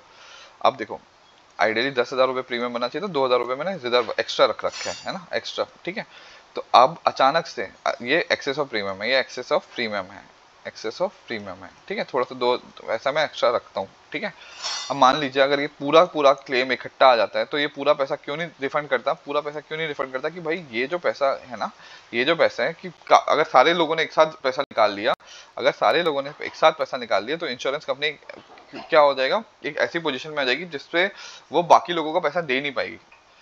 फाइनेंशियल स्ट्रिंग फाइनेंशियल तंगी के टाइम पे, स्ट्रिंजेंसी के टाइम पे, अगर बहुत सारे लोग पैसा निकाल लेते हैं कि हाँ भाई बहुत रिसेशन आ गया, सारे अब सब लोगों के पास पैसा ही नहीं है, सब लोग पैसा निकाल रहे हैं, तो अगर ये वाला जो एक्सेस वाला भी पैसा पूरा निकाल लेगा तो इंश्योरेंस कंपनी के पास रिजर्व बचेगा ही नहीं, बचेगा ही नहीं, तो वो दे नहीं पाएगा बाकी लोगों को भी। देखो, कैटास्ट्रॉफिक क्या होता है, कैटास्ट्रॉफिक ऐसा होता है कि भाई एक ऐसा मतलब आपदा, जैसे फ्लड आ गया, फ्लड में भाई तेरी गाड़ी भी खराब होगी, है ना, तेरी इंश्योरेंस, व्हीकल इंश्योरेंस भी जाएगा तेरा, है ना, तेरा डेथ भी हो सकती है। ठीक है, हेल्थ भी आ सकता है।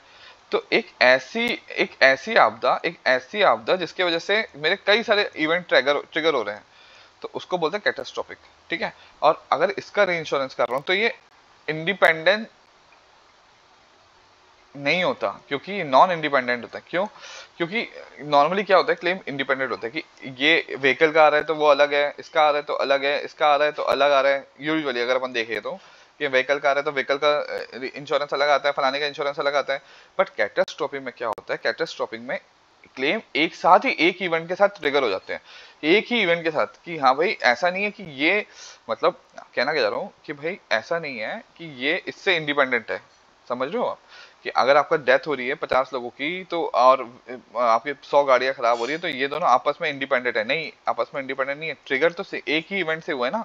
इस एक फ्लड से ये ट्रिगर हुआ, इस एक इवेंट से ये ट्रिगर हुआ, इस एक से ही ये ट्रिगर हुआ, तो ये एक दूसरे से, ये जो इवेंट होते हैं वो इंडिपेंडेंट नहीं होते, नॉन इंडिपेंडेंट रहते हैं। ठीक है, आगे बढ़ते हैं, क्या हो गया इसको। एक्सेस ऑफ लॉस क्या होता है भाई, देखो कोई भी री इंश्योरेंस कंपनी, जैसे मान लीजिए मैं बोलता हूँ कि भाई मेरी रिटेंशन लिमिट, री इंश्योरेंस के रिस्पेक्ट में बात कर रहा हूँ, एक मान लीजिए LIC है, वो गई NIACL के पास री इंश्योरेंस कराने के लिए। LIC ने बोला न्यू इंडिया को कि भाई मेरी रिटेंशन लिमिट है 1 करोड़ रुपए, उसके बाद अगले 3 करोड़ रुपए तक मेरा एक्सेस ऑफ XOL यानी एक्सेस ऑफ लॉस है, कि इस 1 करोड़ के बाद के जो भी पैसा होगा 3 करोड़ तक, टिल 3 करोड़ वो आप दोगे। ठीक है, यानी यहाँ से 3 करोड़ तक का पैसा आप दोगे, तो ये जो पैसा दिया जाता है उसको बोलते हैं एक्सेस ऑफ लॉस, कि मेरी औकात के बाद इतना तक आप जाता है तो आप दोगे। ठीक है, मान लीजिए अगर क्लेम आ गया 5 करोड़ का, तो 1 करोड़ तक LIC देगा, 3 करोड़ ये कवर करेगा, और अब बचा हुआ जो 1 करोड़ है वो अब LIC को ही देना पड़ेगा। ध्यान रखना ये बात, ये बताइए मैंने आपको वीडियो में। तो क्वेश्चन क्या करे कि भैया the maximum liability limited, maximum liability limited by direct. अब इनमें से क्या गलत है, ये गलत है कि मैक्सिमम लाइबिलिटी जो होती है लिमिटेड बाय डायरेक्ट, क्या बोलते हैं, डायरेक्ट राइटर नहीं। जो डायरेक्ट राइटर मतलब मेरा जो इंश्योरेंस कंपनी है, यानी अभी इस केस में LIC डायरेक्ट यानी इंश्योरेंस कंपनी नहीं, जो XOL होता है ये कौन बताता है, ये बताता है री इंश्योरेंस कंपनी, कि भाई देखो मैं तुम्हारा इतना तक कवर कर सकता हूँ। ये डायरेक्ट जो मैक्सिमम लाइबिलिटी है, जितना मैक्सिमम, वो ये नहीं करता, वो करता है री इंश्योरेंस कंपनी। ठीक है, ध्यान रखिएगा। ये हो गया, ये हो गया। ठीक है, तो इसी के साथ आपका ये टॉपिक कंप्लीट होता है। ये पहला सेट है, इसके बाद अपन एक और सेट बनाएंगे इसी तरह के थ्योरी का, और मतलब MCQs का, और उसके बाद अपन एक डेडिकेटेड सेट बनाएंगे सिर्फ और सिर्फ MC उसके न्यूमेरिकल्स का। देखिए बताइए, अच्छा लगा तो आपको, उम्मीद करता हूँ इसके बाद थोड़ा कॉन्फिडेंस आया होगा।